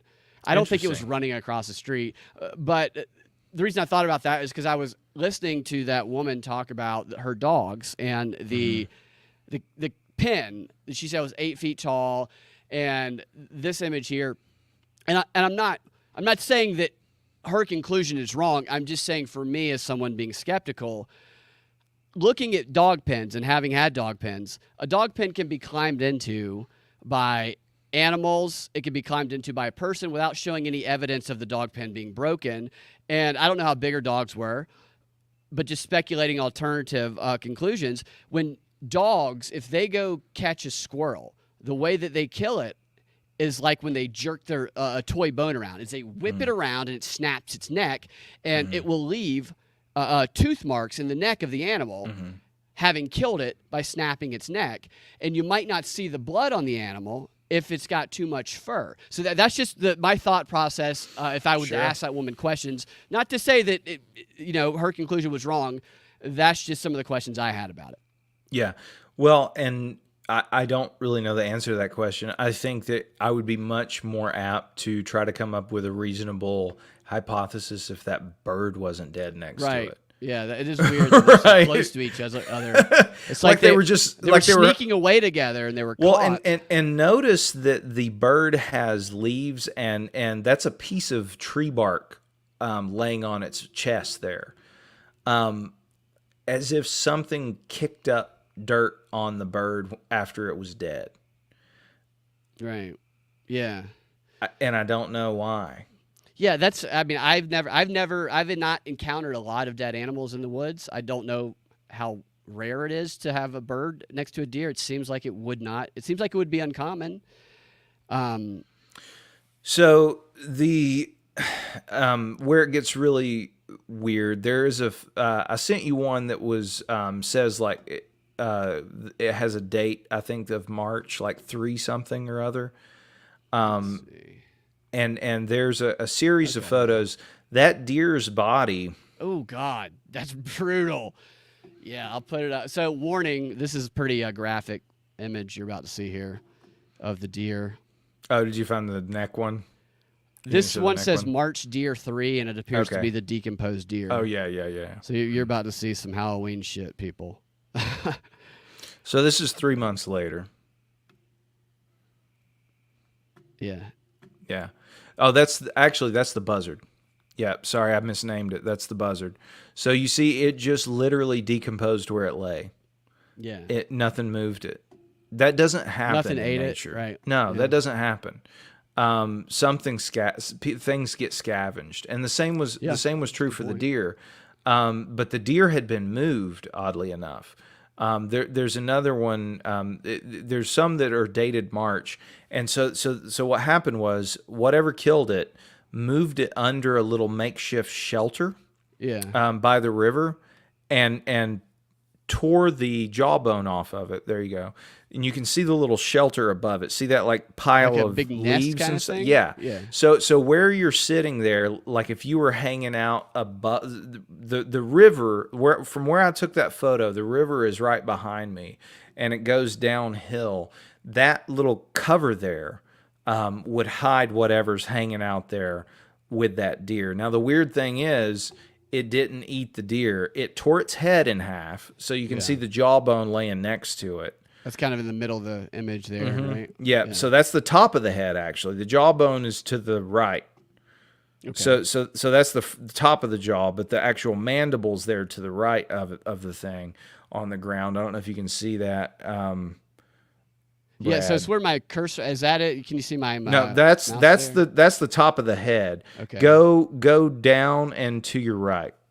Over here. Right there. See that? That's the jawbone. That's the mandible. Right there. So whatever it was ripped that off the animal. So it's a strong animal. Right. And it's apparently something they enjoy doing because you had pulled that picture up before of the jawbone, right? Mm. I had found that in October of a different deer, and I later found that deer's body as well. And it had decomposed in the same way. Nothing had scavenged it, but something had ripped its jaw off, and I found the jaw in kind of a denning area something had been defecating on it. That seems odd. Yeah, it seems pretty like odd. It was his arch enemy, and it was going to insult it even in its death. But it couldn't eat it, which was weird. Yeah. Right? Like they didn't eat these things. All their bones. You can see its rib cage. All their bones are still intact. This wasn't scavenged. If this was scavenged, and there were coyotes like the meat around of it, there. it didn't eat. It was decomposed completely. Well, you would assume so because I could still see where those bones were, and I have video of this. Is also a pile of hair. Right. Yeah. So the thing just decomposed right there. Ants presumably ants and bugs and stuff presumably took care of all the flesh but there was just hair and bones where it laid. So no large animal like a coyote or a fox or even a raccoon got into it. Yeah. And this is a there's buzzard. another one of the on buzzards, screen. yeah. I just have so little knowledge about decomposure and what happens that I can't ask great questions about it. But what am I looking at here in this image? That's just literally the body of the buzzard and the point of showing this is to show that nothing scavenged the animal. If there was something out there, a large predator, right? If that deer was killed by a large predator, and I know there are large predators out there. I know there are bears out there. I know there are possums out there. I know there are coyotes out there because you could hear the coyotes. I saw a bear at one point while I was out there. They didn't eat these things, but they do eat these things in the natural world. They do. Right. So there, like Aaron says, an animal that's poisoned is not going to get scavenged. So something poisoned it. It would seem. Right. No, absolutely. They were toxic for some reason. Yeah. Did you get a taste of any of it at all? I didn't taste it. I didn't touch it. I didn't want to touch it. And you're right. They won't scavenge a poisoned animal. They are poisoned in some way, obviously. But that's not what killed the deer because the deer's neck was broken. Yes. So...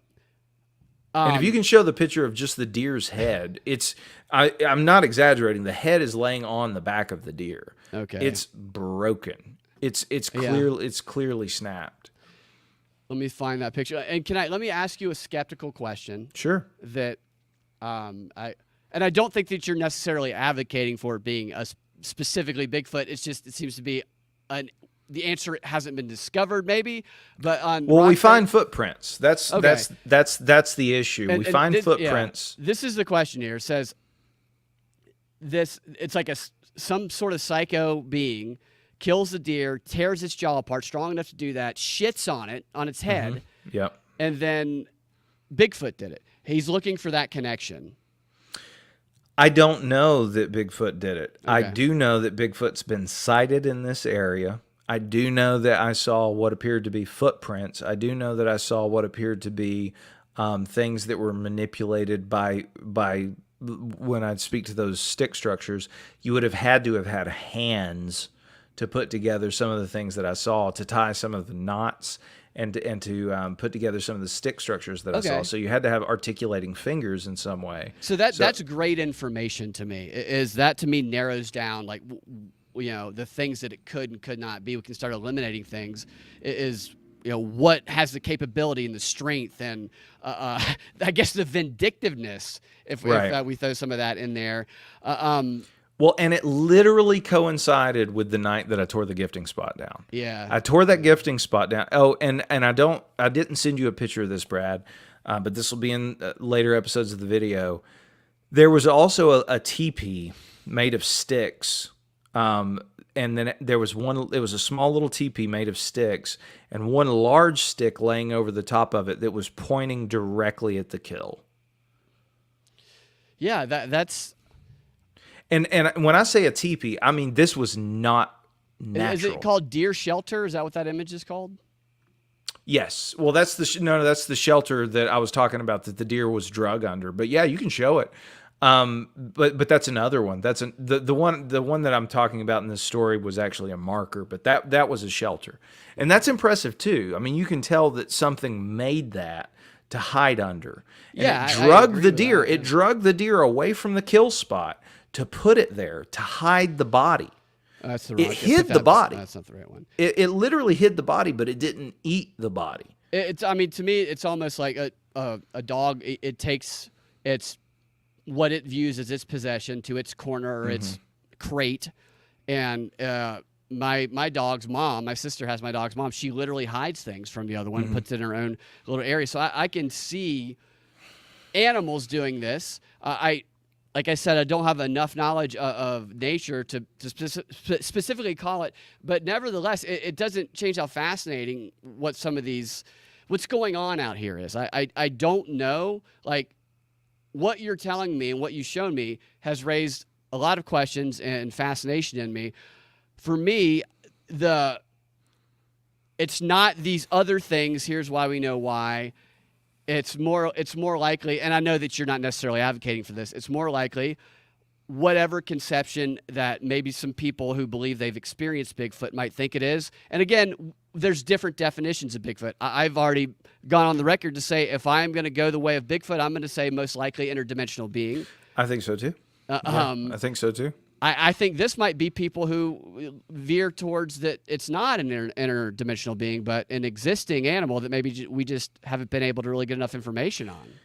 Well, we hear of alien abductions, right? Yeah. We hear about people being abducted, molested, probed, all this stuff.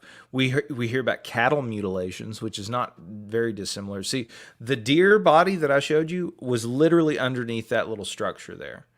It was a little almost makeshift tarp area that this thing had constructed, and the deer was moved a good 10, 15 yards away from where that buzzard was. The buzzard did not move. The buzzard was where I found it the day that it died. The deer had been drug under that little blind there, but its face was ripped apart, but then nothing else was messed with. Yeah. Yeah, that's I would love to know the answer to why that happened. I mean, I think that's such I'm sure there's a bunch of explanations that I couldn't even comprehend or think of right now, but I would love to know why. So maybe it didn't eat it, you said. It just drug it into that little camp and kind of messed with its face. Yeah, my assumption is that it didn't eat it because none of the bones were missing. Still has a question, were there any samples taken from Dan's testing, like the footstep depression, stuff like that? No, and I'll tell you why. The footprints that I saw were not conclusive. I never got a good footprint. That being said, in terms of DNA, I'll be honest with you. So just a little bit about my background. I'm just a filmmaker. Yeah. Like I got into this not even being that interested in the Bigfoot subject. Totally. We're asking questions. Like I think it's So I didn't even know who to take it to, and I did reach out to some people, and I was like, should I collect this stuff? And they were like, I mean, who you gonna send it to? I've got a dead deer here. What's going on? So was it a situation where people are afraid to like look at stuff or say, I maybe agree with you or have theories of my own, but I don't want people to call me crazy? That happens a lot. That happens all the time with this kind of stuff. Going back to the, and this could enter a whole rabbit trail. I haven't even talked about what I believe were artifacts that were left behind on the scene. And we probably don't have time to even get into that tonight. But the government has just now started to admit that it is more likely that UFOs have an interdimensional quality than it is likely that they are from another planet.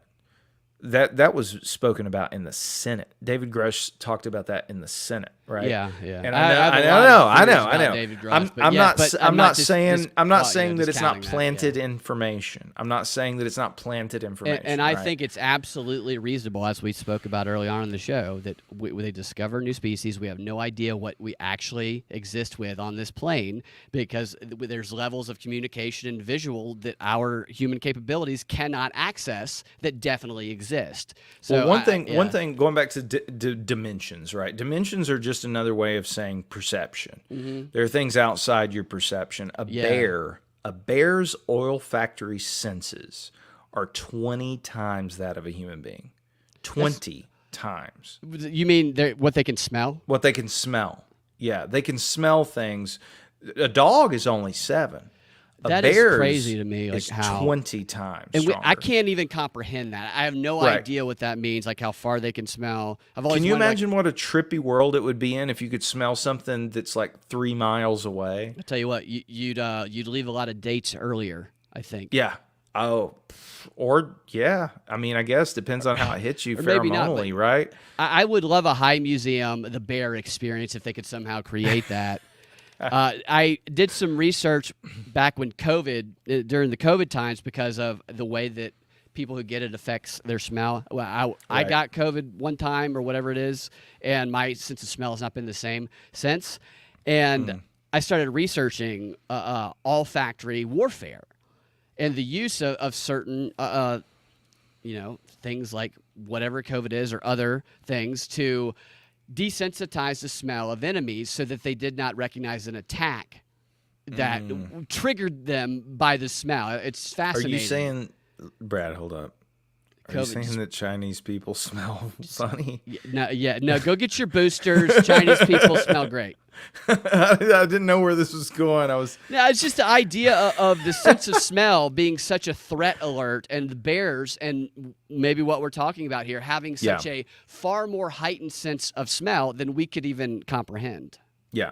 No, I think that that's reasonable. And if you apply that to like your ability to see things as well, if you could see, if you could see 20 times better than you see right now, what kind of light could you draw in, right? Like what are you going to see and notice that, like you said at the beginning of the show, that may very well operate all around us, that only here and there gets to manifest in our reality. And it's not dissimilar than what happens when we jump into a lake, right? That is another dimension there, sitting there with its whole ecosystem, an entire universe. And then all of a sudden we just bust through the stratosphere. Just like, what's it called? Ontological shock. Completely shattering the worldview of that creature. Right. Which could happen to us. I just think we would, not to go too far off track, I don't think we would recognize an alien if it were jerking off on our face. I think it's a misconception to think that we might see one because it might be beyond our senses. Yeah, or they may be able to look just like us too.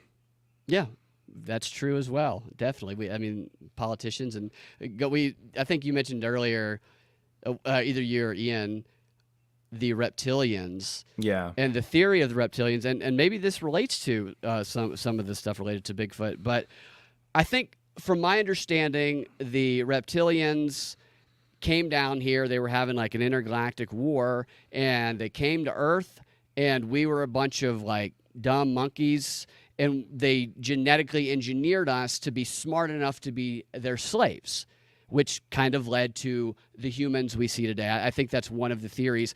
And seems crazy, right? And then when you're listening to David Icke smoking weed, you're like, that's wild. And then like 6 hours later, you're like, I believe David Icke. Right, yeah. But a few years ago, I was reading about CRISPR when it first came out, and Arizona State had done some studies, and Arizona State does a lot of political weapons development technology studies and stuff like that, and health stuff.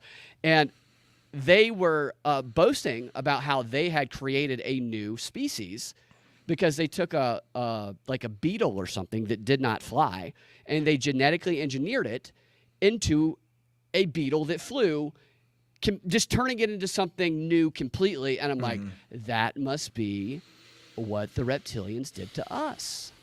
Well, or that's what they want you to believe. Right. True. Definitely. Right. And that goes to, I think, what I was speaking to about the idea that there's a certain power loss when you give something. Star Trek, right? When they go and visit Olympus, and Mars is telling them that he's their god. And that's the episode where they go down. There's this. It's like a Greek god living by himself in this room. He's got all this power over them. Yeah, it's Mars, and he's like, "I am your god," and Kirk's like, "There's only one god, Mars," you know. And Kirk's got a lot of balls going up against. Dude, Kirk don't give a shit. but what was he in that episode? Right, he's a giant with supernatural powers, and this is written about in every mythology. It's written about in every religion, and people worship them. The art of war, make yourself appear to be bigger and scarier than you actually are to your enemies. Right. And if you can, and if something has the upper hand on knowledge, right? Like if these things really truly are intelligent, truly operating outside of our dimension, but truly are in the same way that we're able to put on a scuba tank and for a brief moment in time jump into a shark's dimension, right?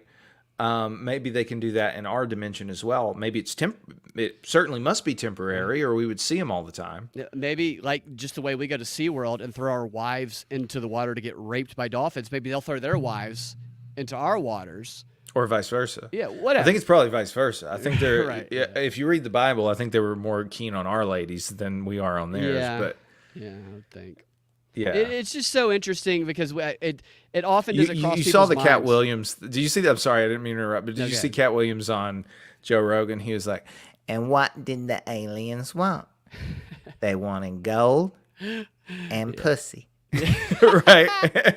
That's a good impersonation. And it's true. It's Just that's put your little literally blackface, that wouldn't right? have the difference. right. Yeah. Brad, you're gonna have to settle down, Brad. Okay. But you know that could be something to that. And I think that just acknowledging, it's just so easy to think of ourselves as the most intelligent being on the planet in our own existence. But I don't I think you referenced this earlier, like ants or dogs or whatever. They're not walking around going, here I am, not as smart or as intelligent as these humans. They just, Right. they don't know. They do their thing. And we wouldn't either, I don't think.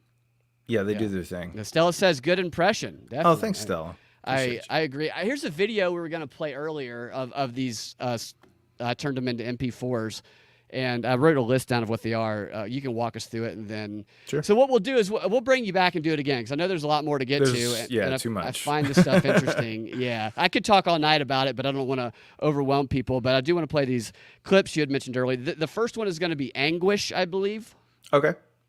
Oh, and what is this one?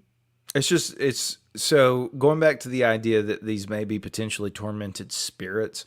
To me, when I heard this, I was like, man, this is like some Linda Blair shit. Like this is Yeah. It sounds like, something being tormented, and it does kind of lend itself to that idea of forsaken spirits roaming the world.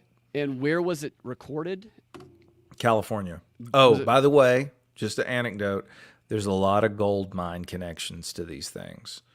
Dahlonega, Okay. gold mine. Yeah. The place in South Carolina where I was at, gold mine. Of course, the Sierra Mountains in California, it's like part of the gold rush, right? Now, so what you're telling me is Dahlonega, where I went in 5th grade to go mine for gold and found nothing, I could still go there and get raped by a Yeti. Yeah, I've Is got what? plenty of stories. I got some creepier. I got some stories out of Dahlonega that's not just Bigfoot, Brad, that we'll have to touch on in season 2. Some alien stuff, lots of Interesting. stuff. Yeah. So a quick aside before we play this Anguish, one of the first commercials I was ever cast in when I started acting years and years ago was for a Georgia Lottery commercial. I know you've done a lot of acting. I don't know if you've auditioned for some of those. They're crazy commercials. And I was cast in it, and I was cast to play the freezer person. The commercial was basically they made us look like we were part of the store, and then we came alive. And it was funny filming it because the gas station was open, so somebody would come in to pay for a bag of chips, and then one of the actors who looked like a legitimate chip rack would just move his hand up, and one girl ran out of the store screaming. It was fucking hilarious. But Right. at the end of the commercial, for some reason, I was the freezer, and all you could see was my face, and I had a very young face at the time, even though I was not underage. I was in my 20s, but I looked underage. But and you at the could end of the pass commercial- if somebody had that proclivity. Yes. And the Gotcha. commercial ended with me being raped by a Yeti in a freezer. And after we recorded it, the clients were like, "It's just Hollywood, man. It Hollywood. It looks like he's underage and a Yeti is raped." I'm like, and so they ended up putting somebody that we both know, I won't say his name, who is much older. They had to reshoot it and restructure it, but they paid me double because they raped me with a Yeti, and that's my only experience with Bigfoot. This is a long story That's short. that's interesting. Yes. So here is the Anguish sounds.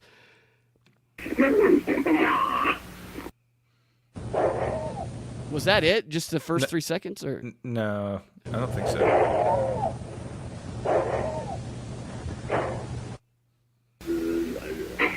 This one.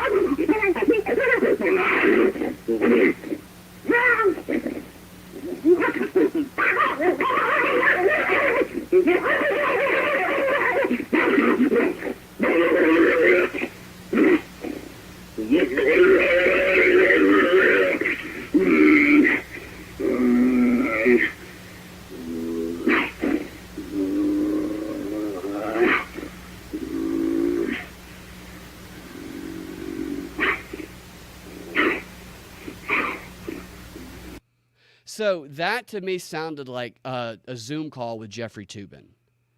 Yeah, it could have been.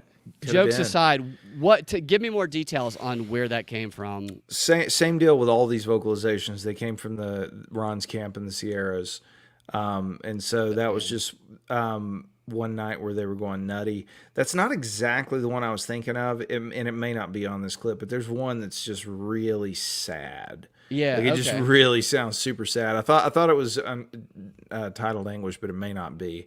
Now, let me just keep it playing. Maybe I got the order wrong of them. I might have. Yeah, go for it. Which one's like this? Maybe it's this one.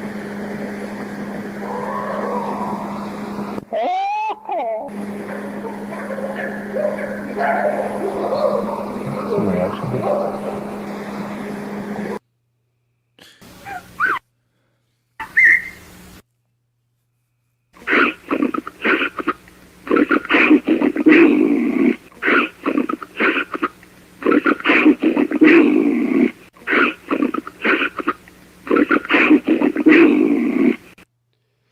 Now, what's interesting to me about these vocalizations is that they're kind of all over the place, right? Yeah. But again, if you were going to try to hoax something, why would you do it that way, right? Yeah, they don't sound like hoaxes to me. They sound like legitimate, creatures. Yeah. Something's happening. I don't know what they are. Some of them, the earlier portion of the clip, sounded like dogs or wolves a little bit, but then it kind of morphed into something else. So I'll say something that again, a lot of this stuff I'll go into in later episodes. That first episode is kind of just a teaser. I think the Big YouTube Bear's channel. 100% Tell right. people right now, by the way, and I'll put it. In I links. believe in Bigfoot Project on YouTube. I also have a link tree that's just I Believe in Bigfoot. On Linktree, where you can find all my social medias. On Rumble, it's unedited, so some of the stuff I have to blur out for YouTube. Yeah, I encourage everybody to check it out because it is fascinating. Even if you're a skeptic like me and you have questions, it's very, very interesting stuff, I think, to think about.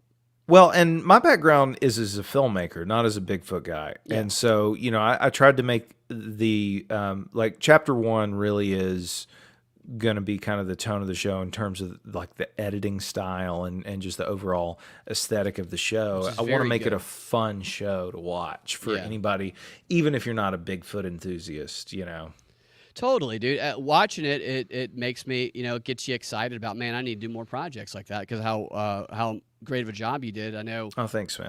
I think Ian worked with you on a little bit. Was it Action Show? Show worked with us on it some. Josh plays Trump on the show sometimes over at Action Show. Oh, great, yeah. So, yeah. But definitely check it out, and you're getting a lot of traction over there. I think you had like 100,000 something views on it already. Yeah, it was like 120, I think already, maybe a little more than that by now. But yeah, it's getting really good positive feedback. But this is just the tip of the iceberg. It gets weirder and weirder and weirder as the show goes on. And what's amazing about it is I have the stuff on film. It's not like I'm just talking about it or telling stories. Stuff that you encountered? Stuff that I encountered, yeah. Okay. So I'm looking forward to seeing some of your firsthand interactions. Yeah. I know that when you went into it, you were just talking to people, and then you kind of went out and wanted to experience it for yourself. Yeah. Well, so long story short, like I said, I started out writing a screenplay that had a Bigfoot in it. Started hanging out at the Bigfoot Museum in Blue Ridge to do research, and one thing led to another, and I got talked into doing a documentary about it instead. David Becerra was like, dude, why don't you just do a documentary? Like, there's so many cool stories. Yeah. And so I thought, and very cynically, I was like, well, this is actually a really good idea because Bigfoot's, on every other bumper sticker, somebody's got a Bigfoot on that. So it has brand awareness. So I was like, well, I'll just do a real straightforward interview style documentary and make a little bit of money and fund this feature film that I want to do. And then I got hooked, dude. I went so far down the rabbit hole, I didn't know if I was ever going to come out. That happens, certainly. And here we are. And now this is the thing. I don't even know that I would want to do the movie now because I literally started to live some of the scenes from the film in real life, in real time. It was crazy. Do you ever wonder if when you're out there experiencing it, and I don't know if you were by yourself or how long you were out there, if the environment and the priming of what you've been investigating and the stories that you told, those influenced what you experienced in any way to maybe drive you in one direction or In one another? direction. So I really early on tried to debunk everything because I didn't want to look stupid. Right? I was like, if it's a bear, I want to know that it's a bear. You know, if it's whatever, I want to know. I think that's the first question a lot of people have is, what you saw, was it not a standing bear? Is what a lot of people might say. Right. Well, no. And I never saw it with my own eyes. I do have some thermal footage of my own. How does that work with the thermal footage? I'm interested in that. So thermal energy, it picks up on heat, right? Reads heat signatures. There was one night in particular, and I was by myself. Now, and again, I think these things are spiritual. There was a lot of things out there that I could not explain. There were some things out there that, fantastic, Dana. Yes, let's do it. Dana says she has a witness she's going to send to Kelley. Yeah. Perfect. There were some things out there that I wasn't able to film, like orbs of light. I saw little orbs of light. So you tried to film it wouldn't capture it? Yeah. I got one on kind of got one on camera, but it's so like pixelated. I'm not even gonna put that in the documentary because why? Yeah, it's I've got so much other good stuff. I'm not gonna fool with it. But I saw it. I saw it with my own eyes. I saw this little green orb of light start to kind of follow me around, and the situation with the deer, that's a real thing that really truly happened. Literally the night after I tore the gifting spot down. I would be out there, and there's on film, you'll hear us talking about it. You would get hit with a wave of stench that was so powerful. A wave of Stacey Abrams would come in. Probably. Yeah. And it would be so strong that it was like almost nauseating, but then it would disappear. And you could never trace where it came from. You could never find the source. Because usually, if something dies, the stench is gonna linger and get worse. It wasn't that. And there was a corpse not too far away, but that's not what it was. It would literally. There was a couple of moments that it literally came when I was talking about the entities. I would be speaking, like speak of the devil. Literally, there was one moment where we were looking at the gifting spot, and I was like, "Oh man, this has changed." Yeah. And as soon as I uttered that phrase, bam! You got hit with that stench. Yeah. It was so creepy, man. Those it was the creepiest experiences thing. like that are creepy. I've had similar and kind of different conspiratorial ghost areas myself. They're hard for me to prove because it's such a personal experience. And even though if there are interdimensional beings that we can't see and hear, that they could totally react to us doing certain things, that's a logical thing, I believe. But for me, it's just like, am I connecting dots where maybe I'm a little too convinced before I've proved it myself? I'm not saying that you're doing that. I'm just kind of speaking from my own experiences doing this, the way that I kind of like try to judge myself on it. And because I just know, doing the propaganda report for so long, that people are just they're gonna come after you for certain arguments. I'm like, I got to make sure that these people who are gonna say this and that I can prove this to myself. And so, like, an experience like that, I find to be fascinating and I find to be challenging because of how hard it is to show that subjective experience that we have to objectively to others. And I don't know what the answer is. Right. So I have a couple thoughts on that. One of the things that like emotionally drove me to do this project was that because I'm a fan of everything weird. Yeah, me too. And outside of Bigfoot, I had weird like scenarios happen in my life that I knew was real, but that, you had to be careful who you told. The world's weird, dude. The world's weird. And so when I would hear these people tell their stories, I started to really want to advocate for them. I was like, I really don't think they're lying. Like, I was like, I don't think they're lying. I've never, at the time, when I started, and this is in that first episode, when I did most of those initial interviews, I had no experience with this thing whatsoever. Yeah. But I believed the people that were telling me the story. Yep. And so with this documentary, I'm not setting out to prove to anybody what any of this is. I don't think it's possible. Frankly, I don't think it's possible. Yeah. So all I'm really doing, It's like you're giving a voice to people who had experiences. That exactly. I'm just saying, hey, you're not the only one. You're not the only one. You're not crazy, right? Right. You're, yeah. And if you think, and you know what, I have very thick skin. If you think I'm crazy, I can take it. No, so for me, it's I'm not saying you do. I'm just saying in general, if people want to say that about me, I'm fine with that. I don't even find it offensive because honestly, if I had not had some of these experiences, I've barely told you what went down out there. That's how involved it is. That's why it's a series. But if I sit here and bullet point told you everything that happened, you'd be like, dude. I mean, the fact is, people who have never experienced it, like what you experienced or what anybody's experienced, that's out of the realm of what they've been led to believe is reality. They do not believe it until they've been confronted with some sort of personal experience with it. So that's why it's so easy to dismiss, I think, people who have experiences. And I also think we are surrounded by so much sensationalism, especially in politics, where people just jump from this to that without really giving us a through line of it, that people can become a little bit more critical and skeptical. And what you said about some of the witnesses you had, watching it, I believed that they experienced what their conception of Bigfoot is. Yeah.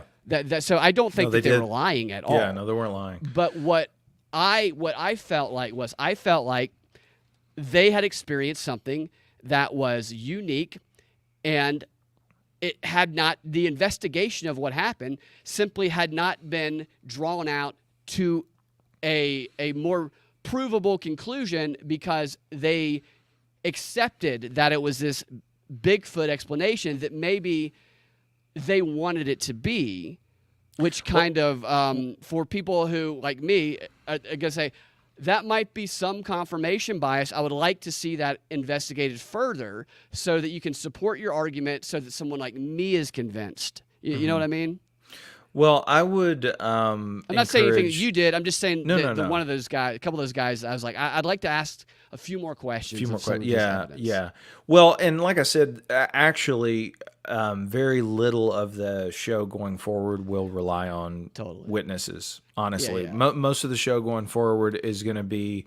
There's going to be a few other episodes that, like the next episode's going to highlight Ron and highlight some of his stories. That's cool. But he actually went out there and went Bigfoot hunting with me too. Yeah. Now, and speaking of personal testimony, so Ron, I just to give a little backstory on him, and I just was at his house last week. We've become good friends over this. The guy is in his 80s and a true stud. Like when he had this stuff happening to him, he owned like 3 or 4 restaurants. He's a private pilot, like had nothing to gain. Zero to gain by this. And has actually ended up spending a small fortune going around the world looking for stuff like this.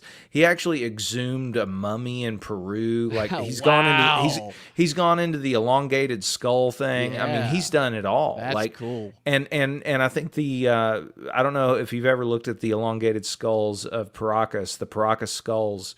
There's this whole narrative out there that elongated skulls are a result of cradle boarding. I don't know if you've heard of that. What is that? So it's where you literally put a board on a baby's head and make their skull grow backwards. And this is in every culture. Oh, yeah. Every culture. The Egyptians did it. The Native Americans did it. Right yeah.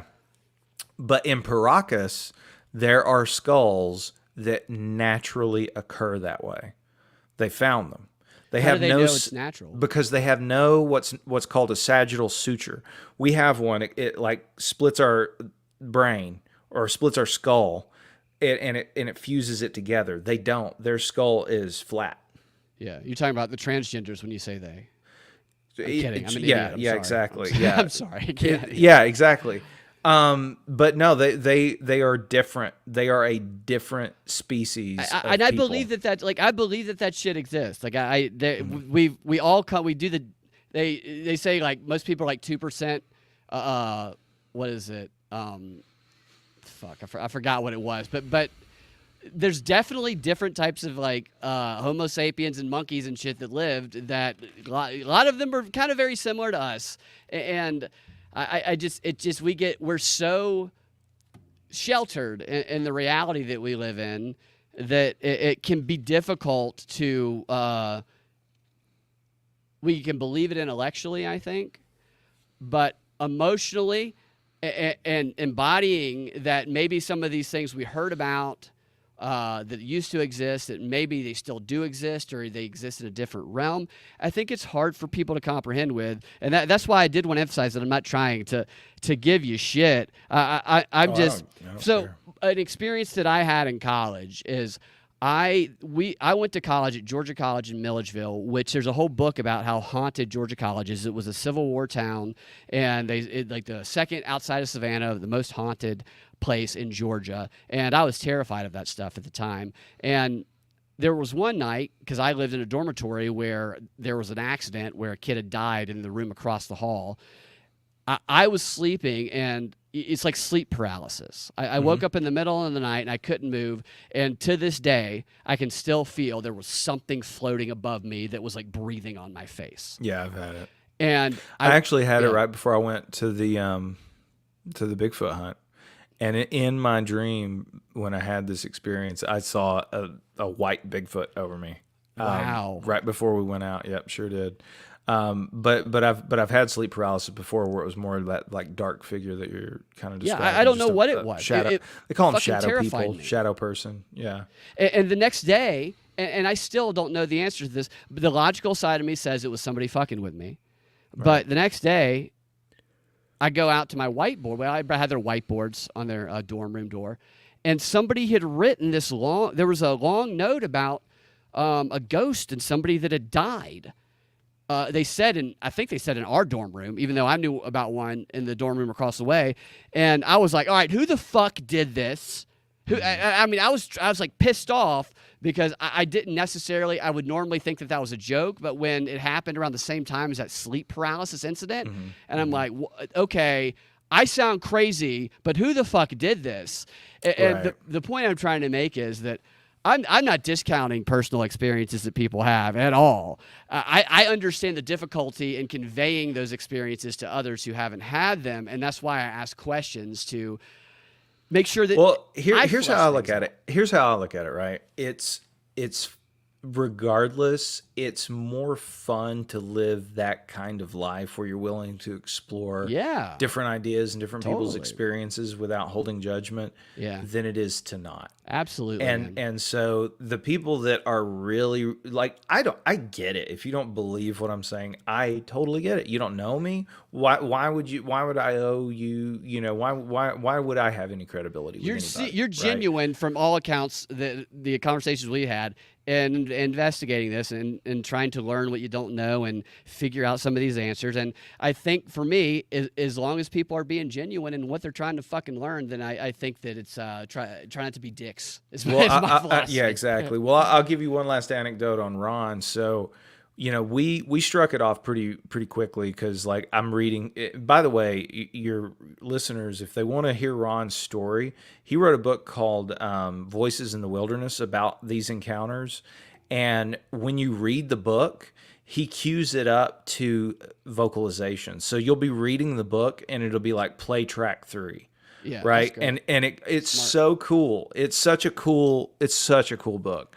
But really I say all that to say he did not make his money doing Bigfoot. It has cost him a ton of money to get into this. And he drove at 80 years old, drove 4 hours on his own dime to come hunt Bigfoot with me and hang out in the woods with somebody he barely knew because he thought that I might be somewhere where something else was going down. That dude believes what he's talking about. And you don't act that way if you hoaxed something.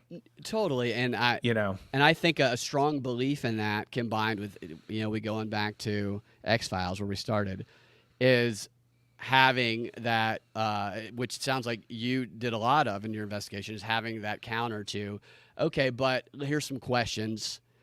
So that we are making sure we're covering our bases. For a good couple of days, I thought that what I was experiencing and what I was noticing was signs of a bear habitation. Yeah, I legitimately was like, I just think huge bears live here. I think because I saw so much ground that was tromped down. And you were convinced otherwise. I was convinced otherwise. Yeah, and that's going to be in future episodes, I'm guessing. Okay. Yeah. So thanks for talking, and thanks for putting up with me constantly interrupting and asking. I do think this stuff is fascinating, and I didn't want you to think I was being a total prick about it. No, you were great, man. Thanks for having me. It was fun. Anytime. When your future episodes come out, I want you to come back onto the show, and I'm going to put your link tree in the show description, and I will link it here in a second as well. One more question. Sure. Have you seen the documentary Grizzly Man? Oh, yeah. Actually, it was a huge inspiration to the way I approached this film. Really? Totally, yeah. So, you're going to... So you went out into the wilderness kind of like... So Grizzly Man, for those who have not seen it, it's a guy who apparently... What was the television show he almost got cast on? Cheers. Cheers. He was almost Woody. Character, yeah. Mm-hmm. The bartender didn't get it. His dad said it sent him into a loop. He went in the dark place. Starts communicating or learning how to communicate with bears and goes and lives in the wilderness with bears for 12 years. And people are like, stop, dude, you're going to die. Yeah. And he did. And then he died. Yeah. He got killed by a bear that he's on camera before he got killed by a bear saying, this bear doesn't like me. Mm-hmm. And they found 8 bodies inside that bear. It was a sad story. Is the audio... Do you think all they the have is the audio is real? Yeah. And Werner Herzog, directs that film, and he's so funny with it when he's like, "You should never listen to this." Yeah, I know. To his ex-girlfriend, he says that, right? Yeah. And you should destroy this. Destroy this. You should listen to this right now. It's so dramatic. To this. But then up into the point where it just gets really dark, it's just kind of like, this guy is fucking crazy, but also kind of cool. Kind of charming and cool, yeah. He's talking about his ex-girlfriends and how he's talking about women while there's bears right behind him. And he did figure out how to live with them. That is true. He did figure out how to live with freaking bears. He did it for 10 years. It's wild, before they killed. And the ones that he lived with didn't kill him. He stayed after he knew that he shouldn't be there, and all of his friendly bears had already went in for the winter to hibernate, and it was these hungry, straggly, not healthy bears that didn't know him that killed him. I describe this movie as equal parts, or this series, I should say, equal parts interview style documentary, Indiana Jones, and the Blair Witch Project. I can see that. Yeah, because I do spend a good deal of time in the woods by myself, and I do see some creepy stuff. We haven't even got to the cult activity that I'm looking forward to. Yeah, the cult activity. Interesting. Yeah. I'm looking for your link tree. I know you sent it to the email, but I'm not seeing it. Is it on your YouTube channel? I want to make sure. Yes, it is. It's on the YouTube channel down below my main page. All right, let me get that up. Then we'll get you out. Yeah, and I also have a donation link on that link tree. If people want to donate, it's very much appreciated. I've put myself again, going back to people's validity, right? I've put myself in the hole over this film because it should have been done 2 years ago, but I went so far down the rabbit hole that I just kept moving. I was just like, I got to investigate more. Man. I got to keep going. So you got didn't you get a bunch of equipment and stuff? Yeah, I got a 360 camera. I got a 3D camera. Some of this stuff I will release in 3D and in 360. Yeah, it's a lot of cool stuff's coming. Check it out if you're into that. Support it. And yeah, you're one of the good ones, dude. And I want people who might be questioning this to know that you're a listener to the show. You are like me. You're a performer who surrounded by progressives who think that you're a racist, probably. And Well, that's what was fun about hunting Bigfoot, man. You don't run into that half as much. No. And I make the joke about the grind. It's easier to find Bigfoot than it is to make it as an actor right now. And that's, dude, right? that's just It's the case. also, I mean, Grizzly Man was like, I didn't get that Cheers role. Fuck it. I'm gonna go. I'm living with grizzlies. I'm gonna make friends with bears in Alaska. I've almost gotten some pretty big roles, and all I did was go get a little hammered when I got the news. I didn't go. Yeah.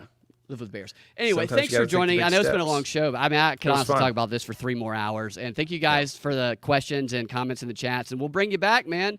And to talk about this good. or to talk about anything else or just to hang out, I enjoyed it. Absolutely, man. Anytime. Check it out. The docu-series the best way to call it? Docu-series, yeah. Docu-series on YouTube. I believe in Bigfoot. It's entertaining. It's enjoyable. If you got some questions, you're open to questions, and that's what's great about it. Oh, for sure. Yeah. Throw them out. Facebook is a really good place to hit me up. Message me. I believe in Bigfoot is on Facebook. That link tree has links to the socials. They're not all great. YouTube's my main landing page right now, but I'm going to try to beef up everything. I'm going to try to, this week I'm looking to really beef up the Instagram with a lot of, photos of some of the weird stuff that I've encountered. But Yeah, maybe some of these clips too, these short clips and stuff. Yeah, exactly. Yeah. Great. Exactly. All right, man. lot more content's coming out very soon. Great work. Looking forward to it. Yeah. Thank you guys. We'll talk to you next time. Have a fantastic rest of your day.